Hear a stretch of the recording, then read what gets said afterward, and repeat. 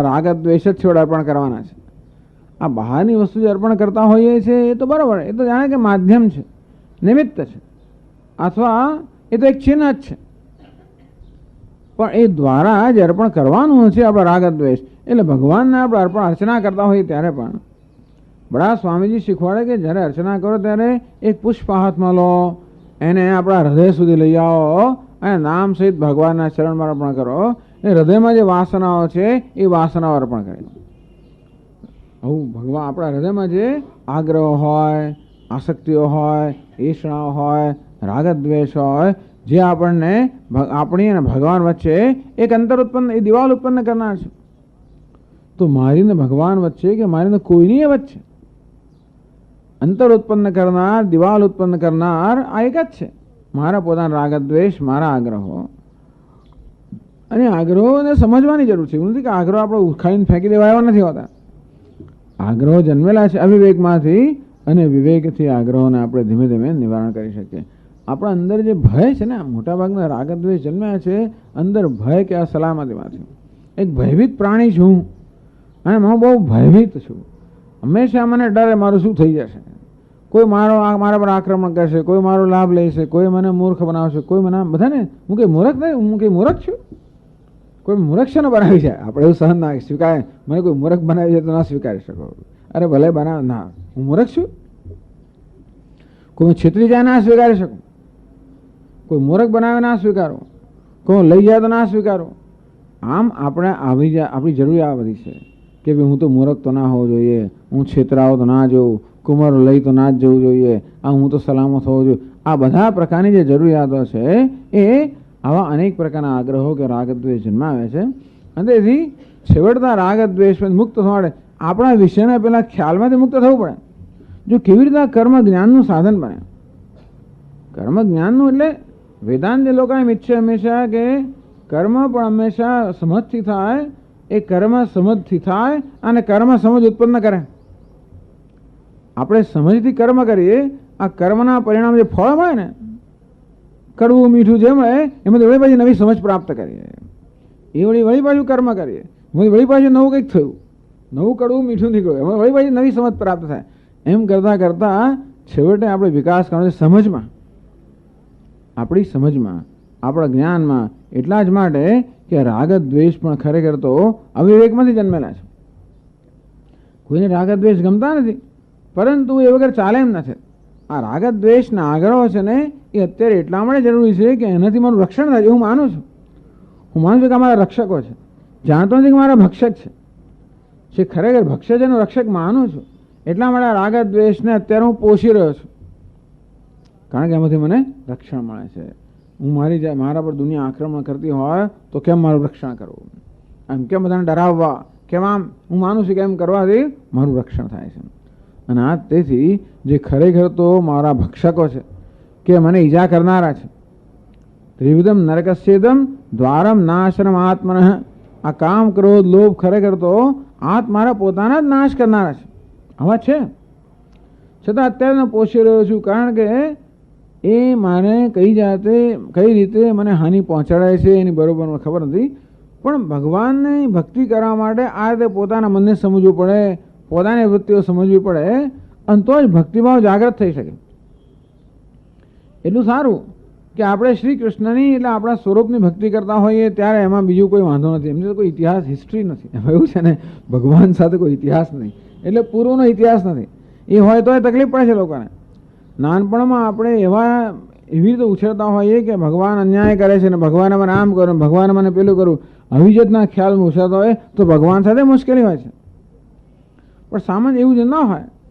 આપણે એવું માનતા કે મારા મા બાપ આવું કરું, મારા કાકાએ પેલા કરું, ના બધા. ટૂંકમાં આપણે દુનિયાને દોષ આપતા હોઈએ ને ભગવાન ના આપતા હોઈએ તો ભગવાન સાથે આપણે સ્વસ્થ સંબંધ હોઈ શકે, પેલા શ્રી કૃષ્ણ સાથે. અને એટલા માટે ત્યાં આપણા રાગદ્વેષ વગેરે છે એ દેખા દેતા હોતા નથી. ત્યાં આપણે ભક્તિભાવ જાળવી શકતા હોઈએ છીએ. એ પણ મહત્વનું છે. આપણા જીવનમાં આ પ્રકારનું કર્મ હોય જેમાં ભક્તિભાવ આપણે આપણા હૃદયમાંથી જાગૃત કરી શકીએ, એ કર્મ મહત્વ. એટલા જ માટે પૂજા છે, જપ છે, સ્તુતિ પાઠ, આ બધી વસ્તુઓ મહત્વની છે. આપણે દુનિયાને ભગવાન તરીકે માનીને કર્મ કરીએ એટલી સ્થિતિ પહોંચતા પહેલાં આ બધું જરૂરી છે. આ બધી એની માટે તૈયારી છે. તાલીમ, પેલો તાલીમ વર્ગ હોય ને તો એ રીતે પૂજાનો રૂમ છે, તાલીમ વર્ગ છે. સ્વામી દયાનંદ મહારાજ કહે કે નાનકડા પૂજારોમાંથી નીકળીને આ મોટા દુનિયાના પૂજારોમાં બહાર નીકળે એટલે તાલીમ વર્ગ છે. અને એમાંથી જે શીખ્યા હોઈએ કે અમારી જગ્યાએ આપણે મેળવ્યું હોય એનો પ્રયોગ પછી દુનિયામાં આવીને કરીએ. થોડો માર ખાઈએ એટલે પાછા અંદર જઈએ, વળી પાછી થોડી વધારે તાલીમ મેળવીએ, પાછા આવીએ, વળી પાછા થોડા માર ખાઈએ. ટૂંકમાં એવું છે ને, દુનિયાની સાથે વ્યવહાર કરવો એટલે માર કેમ ખાઈએ છીએ? કારણ કે આપણી જરૂરિયાતો છે એટલા માટે. આપણી કશી જરૂરિયાતો ન હોત તો માર ખાઈએ જ નહીં. આપણું માન મળે કે અપમાન મળે, આપણે ચિંતા ન હોત તો માર ના ખાઈએ ને, પણ અપમાનને આપણે માર કહીએ બધાને. એટલે ટૂંકમાં હજી મને દુનિયાએ કેમ મારી સાથે વર્તવું જોઈએ, બધાની આપણી જરૂરિયાતો હોવાને કારણે વારંવાર આપણને આવા આઘાતો થતા હોય, નિરાશા જન્મતી હોય, થતું હોય, થાય. પણ આ રીતે ભગવાન સાથે ધીમે ધીમે ધીમે સંબંધ કેળવાય ત્યાં સુધી કે આપણું સમગ્ર જીવન ભગવાન સાથેનો જ એક સંબંધ બની જાય, ભગવાન સાથેનો જ વ્યવહાર બની જાય, ભગવાન સાથેનો જ એક સંવાદ બની જાય, તો આપણે ભગવાનની એટલા નજીક પહોંચી ગયા. ભગવાનનું જ્ઞાન પ્રાપ્ત કરવા માટે એટલા નજીક પહોંચવાની જરૂર છે. એટલે આ યોગ છે, કર્મયોગ છે, એટલે કે ભક્તિયોગ આને કહેવાય. આ ભક્તિયોગ ભગવાનની નજીક લઈ જનારો છે. હવે સ્વામીજી આપણે રાગદ્વેષ જાય કેવી રીતે? જેટલે ઊંચે ભગવાનમાં શ્રદ્ધા હોય એટલે ઊંચે આપણે આપણા વ્યક્તિગત આગ્રહોને છોડી શકીએ. આમ ભગવાને શંકાનો લાભ આપીએ. કર્મયોગ અર્થાત જે કર્મ કરતો હોઉં એ ભગવાનને અર્પણ કરીને ભાવથી કરું. એટલે કહે છે નહીં બ્રાહ્મણાદિનામ યથોક્ત ધર્મિષ્ઠયા સાક્ષાત મોક્ષો લભ્યતે. આપણી ફરજ માત્ર બજાવી એથી કે મોક્ષ મળ્યું નથી. તસ્ય જ્ઞાનૈક લભ્યત્વાત. ખરેખર તો મોક્ષ જ્ઞાનથી જ માત્ર થાય. કિંતુ તન્નિષ્ઠાનામ શુદ્ધ બુદ્ધિનામ કર્મસુ ફલમ અપશ્યતામ ઈશ્વર પ્રસાદ આસાદિત વિવેક વૈરાગ્યવતામ સંન્યાસીનામ. પરંતુ તન્નિષ્ઠાનામ એટલે કર્તવ્ય નિષ્ઠાનામ. ચાલો આ આપણે જાણીએ છીએ કે માત્ર કર્મથી મોક્ષ મળતો નથી, પણ જે લોકો કર્તવ્યમાં નિષ્ઠ છે એટલે છઠ્ઠા અધ્યાયમાં ભગવાને કહ્યું અનાશ્રિત કર્મફલમ કાર્યમ કર્મ કરોતી. કાર્ય એટલે જે કર્તવ્ય કર્મ કરે છે એ કરે છે, પોતાના કર્તવ્યમાં નિષ્ઠ છે. તો કર્મસુ ફલમ અપશ્યતામ અનાશ્રિત કર્મફલમ. તો સારામાં સારી ભક્તિ તો એ છે કે હું ભગવાનને અર્પણ કરું. અર્પણ કરવા દ્વારા ભગવાન પાસે કશી અપેક્ષા ન રાખો. આ એ સરળ નથી ને શક્ય પણ નથી, પણ આ તો આપણી એવી ભાવના છે કે ભગવાન પાસે કશી અપેક્ષા ન રાખો. એનો અર્થ એટલો થયો કે જે ભગવાન આપે એને પ્રેમથી સ્વીકાર લો. એનો અર્થ એવો થયો હું કશું કરેલો ભગવાન કે આપવાનો જ છે, શું આપશે એ જાણે. મને ખબર હોત કે શું આપવાનું તો આપણે આ ચિંતા રહી ન હોત. જો આપણે સર્વજ્ઞ હોત ને તો અમારે કશો પ્રશ્ન આપણે હોત જ નહીં. પરંતુ ભવિષ્યમાં આપણે માટે શું લખાયેલું છે કે ભવિષ્યમાં આપણે માટે શું છે એની ખબર ન હોવાના કારણે અનિશ્ચિતતા છે ને. અનિશ્ચિતતા આપણામાં ભય જન્માવે, અનિશ્ચિતતા આપણામાં ચિંતા જન્માવે. આથી હું જે કર્મ કરું છું એનું પરિણામ આપણને અનુકૂળ મળશે કે નહીં મળે એવી આપણે ખબર નથી હોતું. કંઈ નહીં, જે પરિણામ મળે એ ઈશ્વરનો પ્રસાદ છે. તો ભગવાનની ભક્તિનો એક અંશ થયો કે મારા કર્મના પરિણામે જે પ્રાપ્ત થાય એ ભગવાનનો પ્રસાદ છે. આ સરળ નથી, અઘરું છે. કારણ કે પ્રસાદ હંમેશા મીઠો એવું નથી હોતું. કડવો હોય ને ઘણી વાર કડવો વધારે હોય છે મીઠા કરતા. તો એ કડવા પ્રસાદને પણ સ્વીકારી લેવો એમાં ખરેખર ભગવાન માટે બહુ શ્રદ્ધા જોઈએ.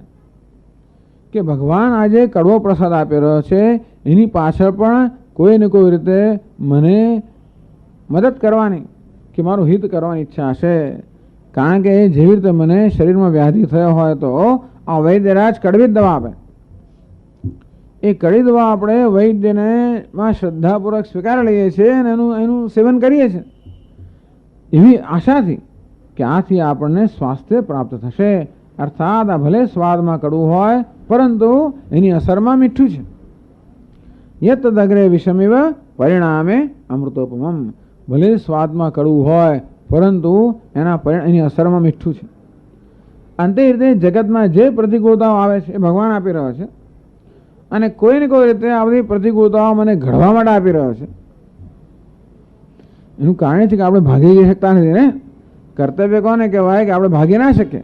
કાર્યમ કર્મ કરોતિ, પોતાની પાસેથી જે પ્રકારની અપેક્ષા છે કર્મ કરે છે. પાછો આ હિન્દુસ્તાનની વાત છે. બીજે વિદેશમાં તો કર્મ છોડીને ભાગી જાય માણસ. ટૂંકમાં ભાગવાની ત્યાં સંભાવના છે. આપણે ભાગીને જઈએ ક્યાં? હિન્દુસ્તાનમાં કોઈ જઈ શકે એમ જ નથી. કોઈને માટે વિકલ્પ જ નથી. જાઓ ક્યાં? તમે કોઈ જવાની જગ્યા જ નથી. નોકરી ક્યાં લઈએ? રહીએ ક્યાં? કરીએ શું? અને માટે આપણે તો જે જગ્યાએ છે એટલે ટૂંકમાં અસહાયતા હોવાને કારણે આપણે બીજી કોઈ જાતની સ્વતંત્રતા નથી. જ્યારે વિદેશમાં એવું નથી હોતું. લોકો જતા રહે, ના ફાવે જતા રહે. કે તું તારે ત્યાં, હું મારે ત્યાં, ન ફાવે જતા રહે. આપણે તો જઈએ પણ નહીં ને ફફડાવીએ પણ, બધું ઘણું થતું હોય પણ જે હોય પણ એટલે આવી. અને એમ કર્તવ્યમાં આપણને એવું ખરું કે આપણું એક કર્તવ્ય છે, આપણી ફરજ છે, માટે બજાવવી જોઈએ. અને ગમે તેટલા આપણે આઘાત આવતા હોય અને વાસામાં ફટકા પડતા હોય તો પણ કર્તવ્ય કરીએ એવી આપણે એક ભાવના કરી. પણ એ કર્તવ્ય કરતાં કરતાં જે પ્રતિકૂળતાઓ આવે એ પણ ભગવાન મને ઘડવા માટે આપી રહ્યો છે. એમાં આપણે કોઈ રીતે ભગવાન અનુગ્રહ જોવાનો પ્રયત્ન કરવો. આ ભક્તની દ્રષ્ટિ છે. ભક્તની દ્રષ્ટિ છે કે ભગવાનનો અનુગ્રહ જોવાનો પ્રયત્ન કરો દરેક વસ્તુમાં. કર્મસુ ફલમ અપશ્યતામ, એટલે કર્મમાં ફળનું દર્શન ન કરવું, કર્મમાં ફળની આસક્તિ ન રાખવી. એનો અર્થ એ થયો કે કર્મનું ફળ ઈશ્વર જે આપે એને પ્રસાદ રૂપે સ્વીકારો. આસક્તિ ન રાખવી એટલે કોઈ રાગ દ્વેષ ન દર્શાવો. આસક્તિ એટલે રાગ દ્વેષ. આ કર્મની આસક્તિનો ત્યાગ એટલે કર્મફળની આસક્તિનો ત્યાગ એટલે કર્મફળ પ્રત્યે રાગ દ્વેષનો ત્યાગ. કર્મ જે ફળ આવે એ આપણે કોઈ પ્રત્યાઘાત વગર સ્વીકારીએ. ઈશ્વર પ્રસાદ આસાદિત વિવેક વૈરાગ્યવતા. તો જો બે વસ્તુ થઈ. એક તો પોતાનું કર્તવ્ય કર્મ કરીએ એટલે એમાં પણ ભગવાનનો સ્વીકાર આવી ગયો કે ઈશ્વરે મને આ સ્થિતિમાં મૂકેલો છે, એણે મારે મારા કર્તવ્ય નિશ્ચિત કરેલું છે, મારે આ કર્મ એની આજ્ઞા છે, અને તેથી હું જે મારે કર્મ કરવાનું છે એની આજ્ઞા રૂપે સ્વીકારો. એ તો ઈશ્વરનો સ્વીકાર. કર્મ કરતી વખતે ઈશ્વરનો સ્વીકાર કે આ કર્મ ઈશ્વરની આજ્ઞા છે. કર્મનું ફળ પ્રાપ્ત કરતી વખતે ઈશ્વરનો સ્વીકાર કે આ કર્મ ફળ ભગવાનનો પ્રસાદ છે. ઈશ્વરનો સ્વીકાર, ઈશ્વરનો સ્વીકાર, ઈશ્વરનો સ્વીકાર. મોર ઓફ ઈશ્વર, લેસ ઓફ આઈ. જેમ જેમ મારા જગત જીવનમાં ઈશ્વર વ્યાપ્ત થાય. બહુ કડક છે. જો કે ઈશ્વર તો જેટલો સ્વીકાર કરે ને એટલે વધારે કસોટી કરતો હોય એવું લાગે જ ખરું. અને તેથી પણ આપણી ધીરજની બરોબર કસોટી કરનાર તો છે જ. પછી જોઈએ કે કૃપાએ કરનારો છે ને. પેલી કથા તમને ખબર છે ને, રેતીમાં પગલાં સાંભળ્યું છે ને? તો એકવાર આને આ ભક્તને સ્વપ્ન આવ્યું. સ્વપ્નમાં ભગવાન પ્રગટ થાય એની સામે અને ભગવાન સાથે વાત કરે છે. તો સ્વપ્નમાં જોયું કે ભગવાનની પાસે ભગવાન સાથે જઈ રહ્યો છે. દરિયા કિનારે રેતીમાં ભગવાન સાથે જઈ રહ્યો છે, ભગવાન સાથે વાત કરી રહ્યો છે અને ભગવાન સાથે થોડો ઝઘડો કરે છે કે ભગવાન, આપે મને પહેલાં કહ્યું હતું કે હંમેશા આપ મારી સાથે હશો અને ખાસ કરીને જ્યારે જીવનનું વિપત્તિ આવશે ત્યારે તો આપ મારી સાથે હશો જ. પણ હવે હું જ્યારે મારા ભૂતકાળમાં નજર કરું છું એટલે હા, હું જોઉં છું કે બે પગલાં પડી રહ્યા છે. એક મારું પગલું છે અને બીજું બબ્બે પગલાંની જોડ દેખાય છે. અને હું જોઈ શકું છું કે આપ મારી સાથે છો આપે કહ્યા પ્રમાણે. પરંતુ હું જોઉં છું કે જ્યારે મારા જીવનમાં ખૂબ વિપત્તિ આવી, મને આપની ખૂબ જરૂર હતી, ત્યારે બે પગલાંને બદલે એક જ પગલાંની જોડ દેખાય છે. તો ભગવાન આપને મારે આપની ખાસ જોતા ક્યાં જતા રહ્યા હતા? ત્યારે કેમ નહોતા આપ? ત્યારે કહે છે કે દીકરા, તે વખતે મેં તને ઉચકી લીધો હતો. બહુ સુંદર કથા છે. એટલે આવી જાતના ભગવાન પ્રત્યેનો વિશ્વાસ, એના પ્રત્યેની શ્રદ્ધા. તો આવી ટૂંકો માર ખાતા પણ શ્રદ્ધા, જીવનની અંદર જે કંઈ આવતું હોય એને સહન કરતાં પણ કોઈક રીતે ઈશ્વર પ્રત્યેની શ્રદ્ધા ન જાય. અને ભક્ત એવો છે કે એની ઈશ્વર પ્રત્યેની શ્રદ્ધા વધતી જાય, પણ ક્યારે એ દરેક અનુભવ આપણને કોઈ પણ સમજ પ્રાપ્ત કરાવતો હોય તો જ. આમ તો જ કર્મ જ્ઞાનનું સાધન બને. જ્યારે કર્મ દ્વારા અને કર્મના ફળ દ્વારા પણ કશી ને કશી નવી સમજ પ્રાપ્ત થતી જાય નહીં તો એવા ને એવા રહીએ તો કર્મ કરીને જ્ઞાન ના મળે. કર્મ જ્ઞાનનું સાધન ક્યારે બને? એવું નહીં કે કોઈક દિવસ જ્ઞાન આપશે. આમ કર્મ યોગ દ્વારા, યોગ બુદ્ધિથી કર્મ થઈ રહ્યું છે ત્યારે પણ આપણે નવી નવી સમજ પ્રાપ્ત થતું જાય. એટલે ઈશ્વર પ્રસાદ આસાદિત વિવેક વૈરાગ્યવતા, ઈશ્વરના પ્રસાદને કારણે વિવેક અને વૈરાગ્ય પ્રાપ્ત થાય. અંતઃકરણ શુદ્ધિ એટલે વિવેક, એમાં જન્મેલો વૈરાગ્ય. સંન્યાસના પછી કર્મની જરૂર નથી. ટૂંકમાં યોગની ભાવથી કર્મ કરતા કરતા ધીમે ધીમે કર્મ કરવાની જરૂરિયાતમાંથી મુક્ત થઈ ગયા. સંન્યાસનામ જ્ઞાન નિષ્ઠા યોગ્યતા ના રીતે જ્ઞાનમાં નિષ્ઠા પ્રાપ્ત કરવાની યોગ્યતા, એ જ્ઞાન પ્રાપ્ત કરવાની યોગ્યતા અને જોડે જોડે જ્ઞાનમાં નિષ્ઠા પ્રાપ્ત કરવાની યોગ્યતા. જ્ઞાન પ્રાપ્ત મુક્તિ હિતી, તો આ રીતે આવી જેને નિષ્ઠા પ્રાપ્ત કરી છે કે યોગ્યતા પ્રાપ્ત કરે છે એ જ્ઞાન પ્રાપ્તિ દ્વારા મોક્ષ પ્રાપ્ત કરે. એટલે કહ્યું સ્વકર્મણા તમભ્યર્ચ્ય સિદ્ધિમ વિંદતિ માનવ, પોતાના કર્મથી ઈશ્વરની આરાધના કરતા કરતા મનુષ્ય માનવ કહ્યું. એટલે મધુસૂદન સરસ્વતી આનો અર્થ કર્યો કે દેવતાઓ માત્ર માણસો માટે કહેવામાં આવ્યો. ગયા વખતે ચર્ચા કરી કે દેવતાઓમાં વર્ણાશ્રમ હોતા જ નથી. દેવતાઓમાં કોઈ વર્ણ નથી અને ત્યાં કોઈ આશ્રમે નથી. બધા દેવતાઓ સરખા હોવાના કારણે બ્રાહ્મણ ક્ષત્રિય અહીં બધા ભલે હોય, પણ ત્યાં સ્વર્ગમાં ગયા બધા સરખા છે ત્યાં આગળ. અને એમના આશ્રમ એક જ અવસ્થા છે, ત્રણ અવસ્થા. એટલે યુવાની આગળ જતા જ નથી એ લોકો. એ હોવાને કારણે એમનો આશ્રમ પણ નથી. એટલે કે ગૃહસ્થાશ્રમ પેલો વાનપ્રસ્થ એવું નથી. આ વર્ણાશ્રમ વ્યવસ્થા આ દેવતાઓમાં ન હોવાને કારણે એમને કર્તવ્ય કર્મ નથી. એટલે એમને કર્મનો વિભાગ નથી. એવાને કારણે કર્મયોગ નથી, પણ ઉપાસના દ્વારા એ લોકો પ્રાપ્ત કરી શકે. પણ સ્વકર્મણા તમભ્યર્ચ્ય સિદ્ધિમ વિંદતિ માનવ, પોતાના કર્મ દ્વારા ઈશ્વરની અર્ચના કરતો કરતો મનુષ્ય આ જ્ઞાન નિષ્ઠામાં યોગ્યતા પ્રાપ્ત કરવા રૂપી અંતઃકરણ શુદ્ધિ રૂપી સિદ્ધિ પ્રાપ્ત કરે. ટૂંકમાં ભગવાન આપણી પાસે, જો આપણે ભગવાનને વરેલા હોઈએ તો આપણે રાગ દ્વેષને છોડવા જ પડે. જો ભગવાનનો સ્વીકાર કરવો હોય તો આપણે અહંકારનો ત્યાગ કરવો પડે. આપણે જેનો બે વસ્તુ છે, ક્યાં તો આપણે ભગવાનને સમર્પિત થઈએ કે અહંકારને. અહંકાર એટલે રાગ દ્વેષ. અને તો જ્યારે પણ કર્મ કરવાનો હોય ત્યારે આ બંને આપણો ધ્યાન દોરવાનો પ્રયત્ન કરે કે બંને દાવો કરે કે ભાઈ મને કર્મ સોંપ, મને અર્પણ કર. સામાન્ય રીતે રાગ દ્વેષ પ્રબળ હોવાને કારણે એમનો જ અવાજ સંભળાતો હોય ને એમનું ચાલતું હોય છે. એટલે આપણે ઈશ્વરને કર્મ અર્પણ થતું નથી હોતું, રાગ દ્વેષને અર્પણ થાય. એટલે કે સામાન્ય રીતે રાગ દ્વેષથી પ્રેરાઈને કર્મ થતું હોય. પણ કર્તવ્ય કર્મનો અર્થ એ થયો કે રાગ દ્વેષથી પ્રેરાઈને કર્મ થતું નથી, પરંતુ મારે કરવું જોઈએ માટે થાય છે. એવું ત્યારે થાય જ્યારે કર્મ માટે પણ કોઈ પ્રકારનો દ્વેષ કે રાગ ન હોય. જે કર્મો હોય એને ઈશ્વરની આજ્ઞા રૂપે સ્વીકારવામાં આવે અને વળી રાગ દ્વેષ નહીં, પરંતુ કર્તવ્યની ભાવનાથી પ્રેરાઈને કર્મ થતું હોય અથવા ઈશ્વરને અર્પણ કરવાની ભાવનાથી. એટલે જ્યારે એમ કહેવામાં આવે કે કર્મ કરતી વખતે ઈશ્વરની ભાવનાનું સેવન થાય, એનો અર્થ એ થયો કે ભાવના જવા માટે રાગ દ્વેષ અર્પિત થાય. અને વળી જ્યારે ફળ મળે ત્યારે ભગવાનના પ્રસાદ રૂપે સ્વીકારવો, એનો અર્થ એ થયો કે ત્યારે પણ રાગ દ્વેષ ના ચાલે. જે સામાન્ય રીતે આપણને જે મળે પ્રતિકૂળ હોય તો આપણે દ્વેષ થાય, અનુકૂળ હોય તો રાગ થાય. એને અનુકૂળ કે પ્રતિકૂળ આ પ્રકારે એને મૂલવ્યા વગર ઈશ્વરના પ્રસાદ રૂપે મૂલવવું. આ રીતે બંને સમયે કર્મ કરતી વખતે અને કર્મનું ફળ પ્રાપ્ત કરતી વખતે. કર્મ કરતી વખતે ઈશ્વરની આજ્ઞા છે અને તેથી જે યોગ્ય છે એ કર્મ કરવું. મને ફાવે છે એટલા માટે નહીં, મને ગમે છે એટલે કરો એમ નહીં, પરંતુ ઈશ્વરને ગમે છે માટે કરો. ઈશ્વરને ગમે છે માટે કરું, ઈશ્વરને નથી ગમતું માટે ના કરવું. આમ મારો ગમા અણગમા છે ઈશ્વરના ગમા અણગમા મેળવવાનો પ્રયત્ન. અને કર્મફળ પ્રાપ્ત કરતી વખતે પણ મારા ગમા અણગમાને ઈશ્વરના ગમા અણગમામાં મેળવવાનો પ્રયત્ન. ટૂંકમાં પોતાના સંકલ્પને ઈશ્વરના સંકલ્પમાં ભેળવવાનો સતત પ્રયત્ન. એ આપણને ખબર નહીં ઈશ્વરને શું ગમે છે, મને શું ખબર પડે ઈશ્વરને શું ગમે, ભગવાનને શું ગમે શું ખબર પડે. એટલે કર્મ કરતી, એટલા માટે કર્મ કરતી વખતે મૂલ્યોનું પાલન કરીએ આપણે. એ પણ આગળ ચર્ચા થઈ ગઈ કે મૂલ્યો, અહિંસા, સત્ય વગેરે જે મૂલ્યો કહેવામાં આવે એનું પાલન કરીએ તો એ ભગવાનને ગમે. કારણ કે ભગવાન પોતે એ રીતે કર્મ કરે છે.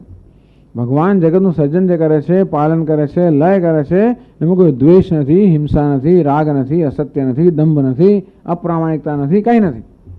ભગવાન પોતે પ્રામાણિકતાથી જવાબદારીપૂર્વક રાગ દ્વેષ વગર કર્મ કરતો હોય છે.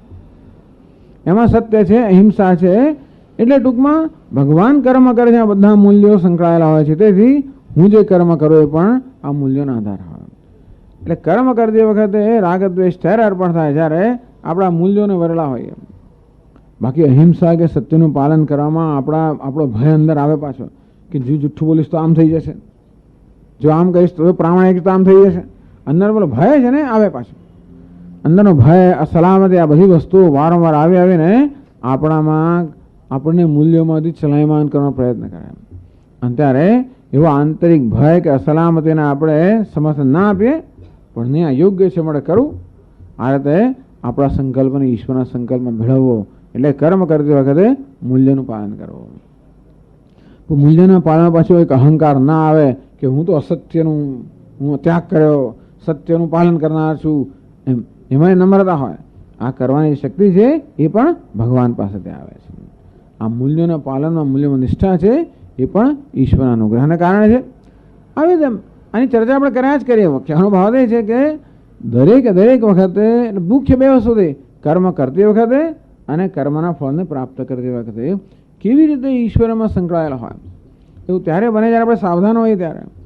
એટલે ભગવાન કહે છે ને, યત કરોષી યદશ્નાસી યદ જુહોશી દદાસી યત તપસ્યસી કાઉન્તે તત્ કુરુષ્વ મદર્પણમ. હે કાઉન્તે, જે કંઈ કરે એ મને અર્પણ કરે. એવું ક્યારે થાય? કર્મ કરતી વખતે સાવધાન હોય ત્યારે. એટલે કર્મયોગ એક યોગ એ સાવધાનીની અપેક્ષા રાખે છે.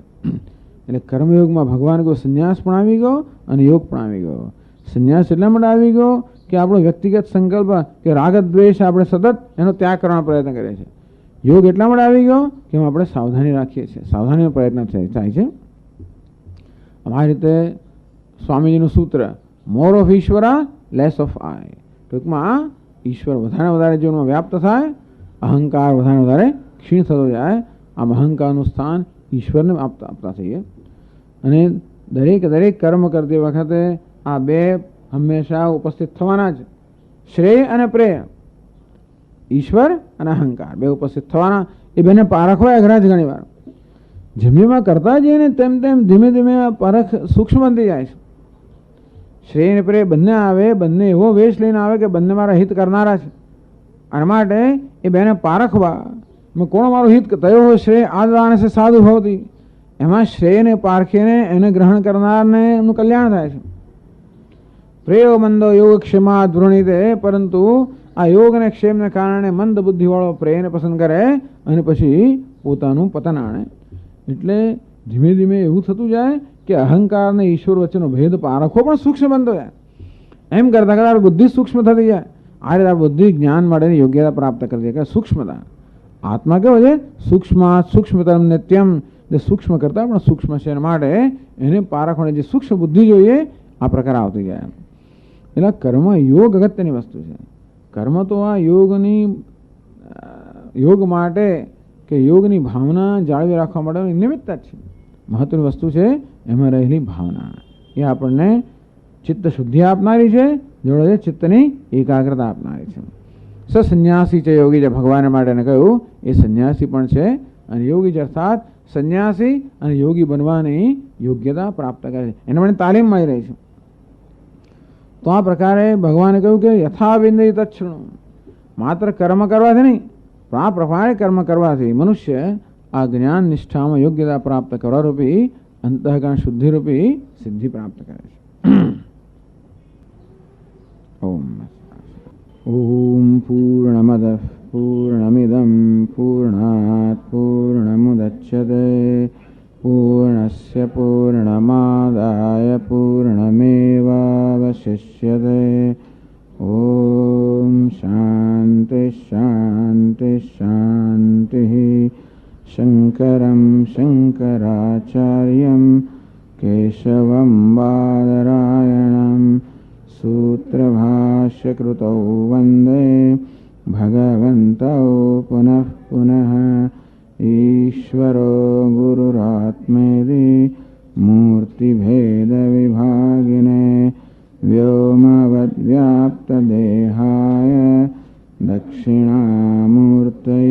नमः। ओम शांति शांति शांति। हरि ओम। श्री गुरुभ्यो नमः। हरि ओम।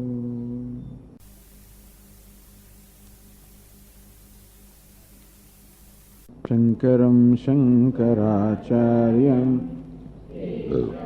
बादरायणं सूत्रभाष्यकृतौ वन्दे भगवन्तौ पुनः पुनः। ईश्वरो गुरुरात्मेति मूर्तिभेदविभागिने व्योमवद्व्याप्तदेहाय दक्षिणामूर्तये नमः। ओम नारायणः परो व्यक्तात् अंडमव्यक्तसंभवम् अंडस्यान्तस्त्विमे लोकाः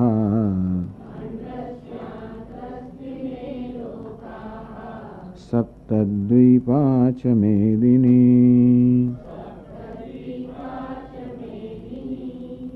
स्वे स्वे कर्मण्यभिरतः संसिद्धिं लभते नरः। स्वकर्मनिरतसिद्धिं यथा विन्दति तच्छृणु। यतः प्रवृत्तिर्भूतानां येन सर्वमिदं ततम्। स्वकर्मणा तमभ्यर्च्य सिद्धिं विन्दति मानवः।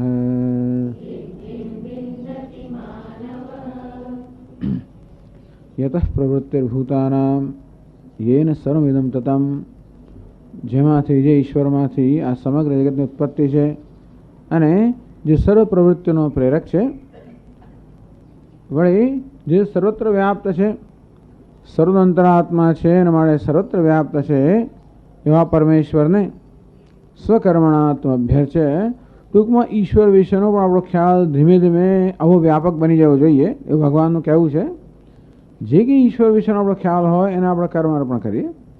ભલે આપણે નાના ઠાકોરજીને ઈશ્વર માનતા હોય એને કર્મ તો બરાબર છે, અર્પણ બુદ્ધિ મહત્વની છે, પણ સાથે સાથે ઈશ્વર વિશેનો ખ્યાલ પણ આપણો વ્યાપક બનતો જાય. ત્યાં સુધી વ્યાપક બને કે કશું ઈશ્વરથી અલગ રહે જ નહીં. એને સર્વમિદમ તતમ. એ ધીમે ધીમે ટૂંકમાં છેવટે એવી વિશાળ દ્રષ્ટિ પ્રાપ્ત થાય કે સર્વત્ર ઈશ્વર છે. એટલે ઈશ્વર માટે આપણે કેવો આદર હોય એવો આદર બધી વસ્તુ માટે થાય. એનો અર્થ એવો થયો બધી જગ્યાએ જે ભગવાન હોય તો ભગવાન માટે જે પૂજ્ય ભાવ હોય એવો પૂજ્ય ભાવ દુનિયાની બધી વસ્તુ માટે વિચાર કરો કેવું હશે. ભક્ત લોકોને બધે ભગવાન દેખાતો હોય. યજ્ઞ કર્મ કરોમિ તત્તદખિલમ શંભો તવારાધનમ. હે શંભુ, જે કંઈ કર્મ કરવું એ આપનું આરાધન બની જાઓ. તો કર્મ તો કરીએ જગત સાથે, એ ઈશ્વરની આરાધના ત્યારે જ બને જ્યારે આપણને આ રીતે આવી ઈશ્વરની ભાવના હોય. એટલે આપણી ભાવના આવી ઊંચી ને ઊંચી થતી જાય. એટલે કોઈને આદર આપવો એવો આદર આપણે ઉત્પન્ન થવો જોઈએ. આપણા હૃદયમાંથી કોઈ વ્યક્તિ માટે જે પ્રકારનો ભાવ જન્મે એ આપણી દૃષ્ટિમાં એ વ્યક્તિ કેવી છે એના પર આધાર રાખે છે. એટલે આપણી સમક્ષ આપણી માં હોય તો આપોઆપ એ પ્રકારનો એક ભાવ જન્મે. સામેની વ્યક્તિનો પિતા તરીકે જો તો એ પ્રકારનો ભાવ જન્મે. પુત્ર તરીકે તો એ પ્રકારનો ભાવ, મિત્ર હોય તો મિત્રનો ભાવ, શત્રુ હોય તો શત્રુનો ભાવ. આ રીતે આપણને દરેક વ્યવહારમાં કશોનો કશો ભાવ જન્મતો જ હોય છે. અને માટે આપણે જે કર્મ કરીએ એ પેલા ભાવથી થતું હોય છે. તો સામેની વ્યક્તિ મારો મિત્ર હોય તો એ મિત્રના ભાવથી કર્મ થાય, શત્રુ તો શત્રુ ભાવથી કર્મ થાય. તો એ રીતે ઈશ્વર તો ઈશ્વર ભાવથી કર્મ થાય. અને એટલે આ રીતે ભગવાન કહે છે કે આ ઈશ્વર જે સર્વત્ર વ્યાપ્ત છે પોતાના કર્મથી એની અર્ચના કરતાં કરતાં મનુષ્ય સિદ્ધિ પ્રાપ્ત કરે છે. એટલે બે વસ્તુ થઈ કે સિદ્ધિ પ્રાપ્ત કરવાનું સાધન કયું? તમ અભ્યર્ચ્ય, એની અર્ચના કરતા. પૂજયિત્વા આરાધ્ય, પૂજાનો ભાવ હોય, આરાધનાનો ભાવ હોય. એ પૂજાની કે આરાધનાની ભાવના આપણા અંતઃકરણને શુદ્ધ બનાવનારી છે. બીજી વસ્તુ કે સ્વકર્મણા, પોતાના કર્મથી પૂર્વોક્તેન પ્રતિવર્ણમ. સ્વકર્મ એટલે ભગવાને આગળના શ્લોકોમાં જે પ્રકાર વર્ણન કર્યું એ પ્રકારે સ્વકર્મ એટલે વર્ણાશ્રમ વ્યવસ્થામાં પ્રમાણે જે પ્રકારનું કર્મ કે ફરજ આપણે ભાગે આવી હોય એને આપણે સ્વકર્મ કહીએ. ટૂંકમાં સમાજમાં જે બધા કાર્યો કરવાના છે એ બધા કાર્યોની વહેંચણી થાય અધિકારીત્વ પ્રમાણે, યોગ્યતા પ્રમાણે. એ યોગ્યતાનો નિર્ણય થતો હતો વર્ણ અને આશ્રમથી. તો ચાલો જે હોય તે ટૂંકમાં એટલે એવું કહ્યું પ્રતિવર્ણમ. હવે વર્ણાશ્રમ વ્યવસ્થા પ્રમાણે એવો નિયમ એ ન થઈ શકે, પણ જ્યારની વાત હોય ત્યારે તો અત્યારે એ કહી શકાય કે જે કોઈ કર્મ મારી ફરજ રૂપે મારા ભાગે આવે છે એ કર્મને એ કર્મ દ્વારા એ ઈશ્વરની અર્ચના કરતાં કરતાં આ જ્ઞાન નિષ્ઠા યોગ્યતા લક્ષણામ, તો જ્ઞાનમાં નિષ્ઠા પ્રાપ્ત કરવાની યોગ્યતા પ્રાપ્ત કરવી એવી યોગ્યતા પ્રાપ્ત કરવારૂપી સિદ્ધિ આ મનુષ્ય પ્રાપ્ત કરે છે. હવે આગળના શ્લોકમાં સ્વધર્મ અનુષ્ઠાનસ્ય બુદ્ધિશુદ્ધ્યાદિ દ્વારા મોક્ષ અવસાયિત્વાદ તદ અનુષ્ઠાનમ આવશ્યકમ. આ સ્વકર્મણા પણ અગત્યની વસ્તુ થઈ. ભગવાન કહ્યું પોતાના કર્તવ્ય કર્મથી ઈશ્વરની આરાધના કરતા કરતા, ગમે તે કર્મથી નહીં, પાછું ભગવાનને એ પણ અભિષ્ટ છે. એટલે કોઈ પણ પ્રકારના કર્મથી ઈશ્વરની આરાધના કરતા કરતા નહીં, પણ પોતાના ધર્મ જે છે કે પોતાનું કર્તવ્ય છે એ પ્રકારના કર્મથી આરાધના કરતા. એ વાત ભગવાન 47મા શ્લોકમાં કહે છે સ્વધર્મ અનુષ્ઠાનસ્ય. એટલે જો આપણા શાસ્ત્રોમાં યોજના જ આ પ્રકારની હતી કે માણસ કોઈ વિશેષ પ્રયત્ન ન કરે અને માત્ર શાસ્ત્રમાં કહ્યું છે એ પ્રકારે કર્તવ્ય કર્મનું જીવન વ્યતીત કરે તો આપોઆપ જ એને અંતઃકરણ શુદ્ધિ પ્રાપ્ત થાય. આમ આ કર્તવ્ય કર્મનો આખો જે ખ્યાલ છે કે સિદ્ધાંત છે એ મનુષ્યની આધ્યાત્મિક ઉન્નતિને ધ્યાનમાં રાખીને જ ઉત્પન્ન કરવા એ ધ્યાનમાં રાખીને જ રચાયેલો છે. એટલે કર્તવ્યની ભાવના એક આધ્યાત્મિક ભાવના છે. કર્તવ્યની ભાવના જે છે કે આ મારું કર્તવ્ય છે, આ વસ્તુ જ આધ્યાત્મિક છે. આધ્યાત્મિક આંતરિક છે. એટલે આપણી એક પ્રકારની માનસિક પરિપક્વતા બતાવે છે, આપણામાં એક જવાબદારીની ભાવના બતાવે છે, આપણામાં કૃતજ્ઞતાની ભાવના બતાવે છે. કોઈ માણસ કે નહીં સ્વામીજી આ તો મારી ફરજ છે, સ્વામી મારાથી આ તો નહીં થાય, મારે અત્યારે તો આમ કરવું પડે, નહીં મારા માતા પિતા માટે ફરજ છે, જો ભાઈ ઘરે મહેમાન આવે છે માટે હું નહીં આવી શકું, ચાલો જે હોય તે. એટલે ધારો કે આપણે એ ફરજ માનતા હોઈએ કે અતિથિ સત્કાર કરો ગૃહસ્થને એવું કર્તવ્ય છે, અને તેથી એ કરવા માટે આપણે આપણું બીજી કંઈક વસ્તુને જતી કરવી પડતી હોય, જતું કરવા તૈયાર થઈએ. એટલે આપણા હૃદયની અંદર આ પ્રકારની ભાવના હોય કે આ તમારે કરવું જોઈએ. કાર્યમિત્યવ યત કર્મ નિયતમ ક્રિયતે અર્જુન સંગમ ત્યક્ત્વા ફલમ ચૈવ સત્યાગ સાત્વિકો મતઃ. ભગવાને આગળ સાત્વિક ત્યાગની વાત કરી. આ કર્તવ્ય કરવામાં સાત્વિક ત્યાગ સમાયેલો છે. જો એને એવી ઊંચી ભાવનાથી કરવામાં આવે તો, અથવા તો કોઈક ને કોઈક પ્રકારનો ત્યાગ તો કર્તવ્ય કર્મ સમાયેલો છે જ. એ કર્તવ્ય કર્મ પૂરી નિષ્ઠાથી કરવામાં આવે તો એ સંન્યાસ જ છે. ભગવાન કહો સત્યાગ સાત્વિકો મતઃ કાર્યમિતિ. તો કર્તવ્ય કર્મની પાછળ ભાવના કઈ છે? કાર્યમ, આ કર્મ મારે કરવું જોઈએ. કાર્યમિત્યવ યત કર્મ નિયતમ ક્રિયતે અર્જુન. પોતાને જેને માટે નિયુક્ત કરવામાં આવ્યો છે, પોતાને ફાળે જે આવેલું છે એવું કર્મ મારે કરવું જોઈએ. એ પ્રકારની ભાવનાથી જ્યારે કર્મ થાય. સંગમ ત્યક્ત્વા, એમ કરવા દ્વારા હું વળી કોઈ પ્રકારના વળતા ઉપકારની અપેક્ષા નથી રાખતો. હું કર્મ કરીને કોઈનો ઉપકાર કરું છું એવું નહીં. આમ સામાન્ય રીતે આપણે કશું કરીએ તો મનમાં એમ થાય કે હું કંઈ ઉપકાર કરી રહ્યો છું. જ્યારે મને એમ લાગે કે હું બીજા પર ઉપકાર કરું છું ત્યારે મને વળતા ઉપકારની અપેક્ષા હોય. ગઈકાલે હું પાણી લઈ આવ, આજ તું લઈ આવ, પેલા ભાઈ બહેનો અંદર ચર્ચા આવું જ થાય. કાલે મેં કહ્યું તું કર, કે રોજ હંમેશા ના કરીએ. ટૂંકમાં જ્યારે કર્યું ને ત્યારે પણ મનમાં આ તો ગણતરી હતી કે હું કરી રહ્યો છું, કરી રહી છું.